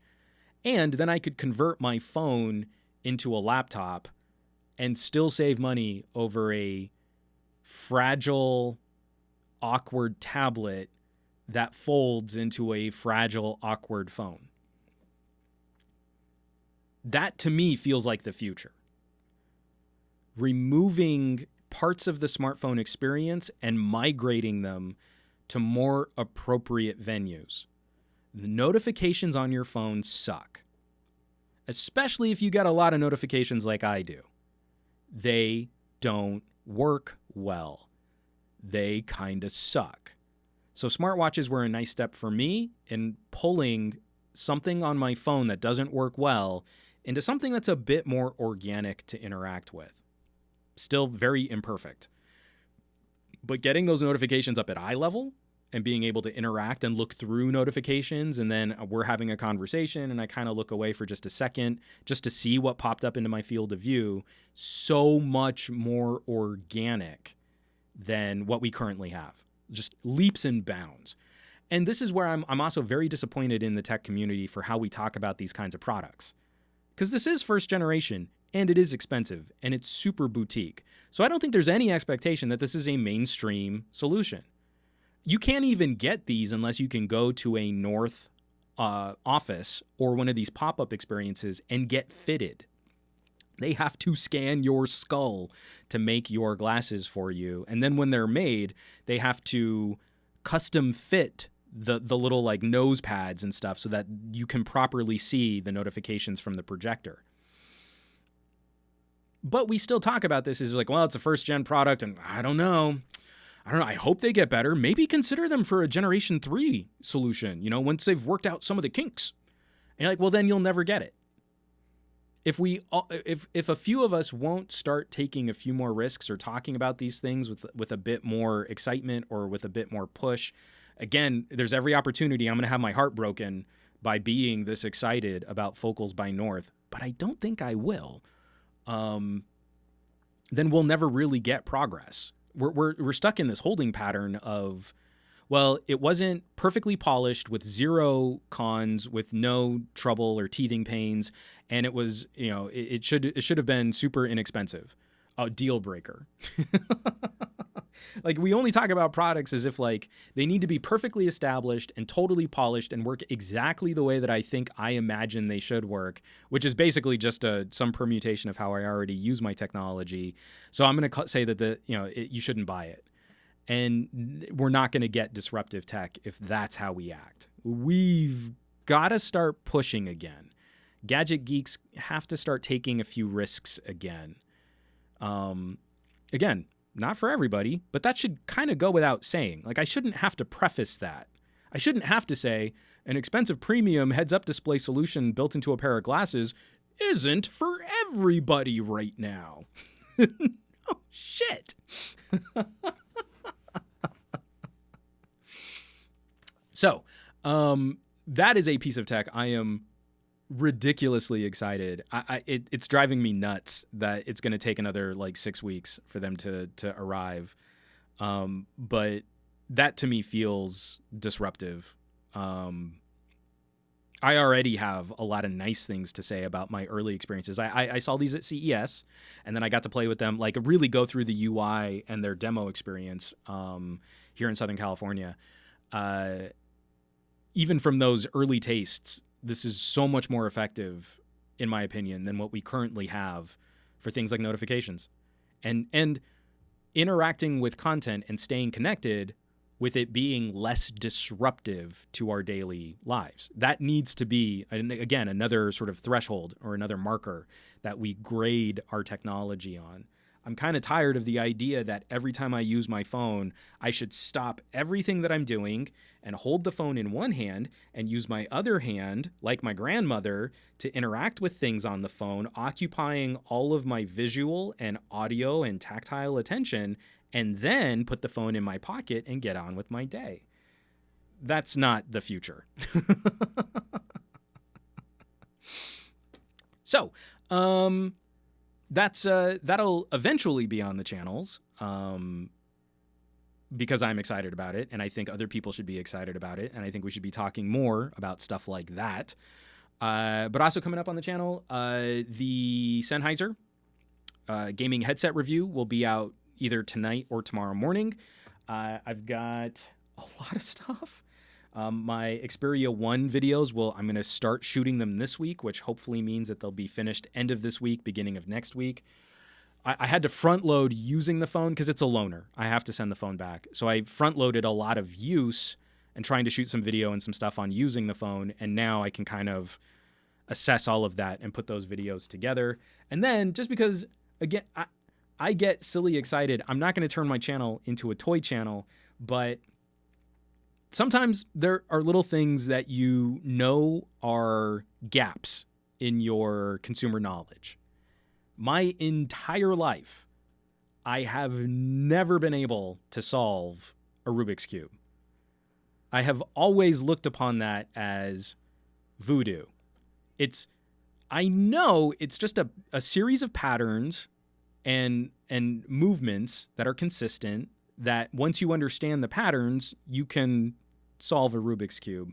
But every time I've tried to look at diagrams, I can't, it doesn't click.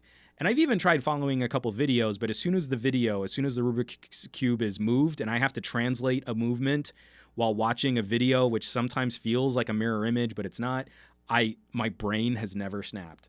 So the last week I have been using a GoCube, and I can now proudly say, after almost 39 years of existence on this planet, not only can I solve a Rubik's Cube by memory, but I am now just at 2 minutes from a fully mixed up cube to solving it without looking up instructions or diagrams or anything like that. So far, my best time is 1:58.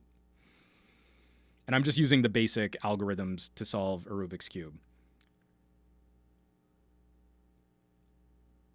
I cannot overstate how proud of me I am for being able to do this now. It's so silly. It's so inconsequential. But now I feel like I've got the lamest superpower in the world. Oh, Rubik's Cube. I can solve a Rubik's Cube. I've never been able to do that before. So I'm going to make a video on the GoCube. This was a Kickstarter, Bluetooth connected, and it has an app on your phone where not only will it help you visualize the cube as you rotate it in space, it's got sensors in the cube that the phone will track exactly what your cube is doing on the phone at the same time. So you can cheat and use like a solving, like in the software, it'll show you how to solve it. But they also have like games, which is fun. Like, can you make different patterns on your GoCube? And then that's a challenge. So you've got to try and, in as few moves as possible, get a different pattern on your cube. And then also that's the timer I'm using to solve it, because it's literally tracking every turn of the cube. And then as soon as I snap the last turn in place to lock and solve the cube, that's already transmitted to the phone, and it stops the timer exactly when I've solved the cube. So again, I trust that. When I say my best time's 1:58, it's not because I'm trying to look at a stopwatch. It's because this app literally tracked every single turn and rotation that I made on the cube to solve it. So that I'm excited to talk about. And if you want to see another video of mine that'll probably only get like 1,000 views the week I put it out there, it'll be on the GoCube, because it's not a Note 9. And apparently I can only make videos about Samsung if I want my channel to do well on YouTube. Well, folks, this was a slightly longer podcast, but I managed to keep us under 2.5 hours. Dig it. So lots of cool stuff coming. I have a variety of content to talk about. If you're on the Patreon, be on the lookout. I'm going to be opening up that Discord because I think the future private streams that we do will probably be Discord conversations moving forward. Since YouTube got rid of Hangouts on air, I've been looking for other ways that we can have community engagement. I think that's going to be one of the ways that we leverage a private chat room for some of these discussions. And then, of course, also just for the rest of you who have been out there supporting your local content creators, sharing the content they produce, and engaging beyond just watching. For as much as I was really pissy this last week, there was some phenomenal tech conversation happening on Twitter outside of the Samsung juggernaut that we all had to sit through. And so those of you who were engaging beyond just, I liked one of your tweets, but we're getting into conversations and sharing content. That's what really kept me sane this last week. You know, you feel sometimes like you're screaming into the void and you forget like, oh no, there are a lot of people out there that are all trying to find these conversations too. I'm not alone there. There are other people to talk to beyond just like YouTube commenters. So that was that was very that was sort of sanity restoring. I was going to say refreshing. I wasn't refreshed at all this last week. I was very, very cranky this last week. But the engagement that kept me sane was coming from people that I knew also had sort of a vested enthusiasm for talking about other tech, and genuinely my friends in the digital space, my online buddies and work colleagues. So from Kiwi Mad Dog 420, will you be taking calls on air with Discord? I haven't worked out how all of that's going to work yet, but that it will be something we talk about on the Patreon. And Matt Tyler, quick question. I don't understand what my Patreon perks are. Matt Tyler, contact me offline. We'll chat about what those perks are. So folks, I think that's going to do it. Lots of stuff coming to the channel. Thank you so much for watching, sharing, subscribing. Go support other content creators, either sharing their stuff or upvoting or leaving comments. One resource for you to use is the Reddit, reddit.com/r/glowing rectangles. But you can do it directly. You don't need to go through a subreddit. You can share anywhere that it's appropriate for you to share tech videos. But I would mightily encourage you to be more active in your participation there. And again, for those of you following me here on Twitch, thank you so much for being a part of this live stream, for commenting. This was a great live chat. This was a phenomenal conversation to read while I'm going through some tech and politics, political stories, not fun commentary on YouTube, gaming and loot boxes, FTC investigations. Like, this was a heavy week, but it's stuff that we need to talk about because our current media solution isn't going to get it done. It's up to us. We are going to have to move the needle on this stuff. We're going to have to push really hard if we want to see some of these things change. So, folks, I want you to have a fantastic week with your technology. I want you to be awesome with your technology. I want you to do awesome with your technology. And I will catch you here next week for another episode of the Monday Morning Tech Chat Show. Be well. I love you all. Take care.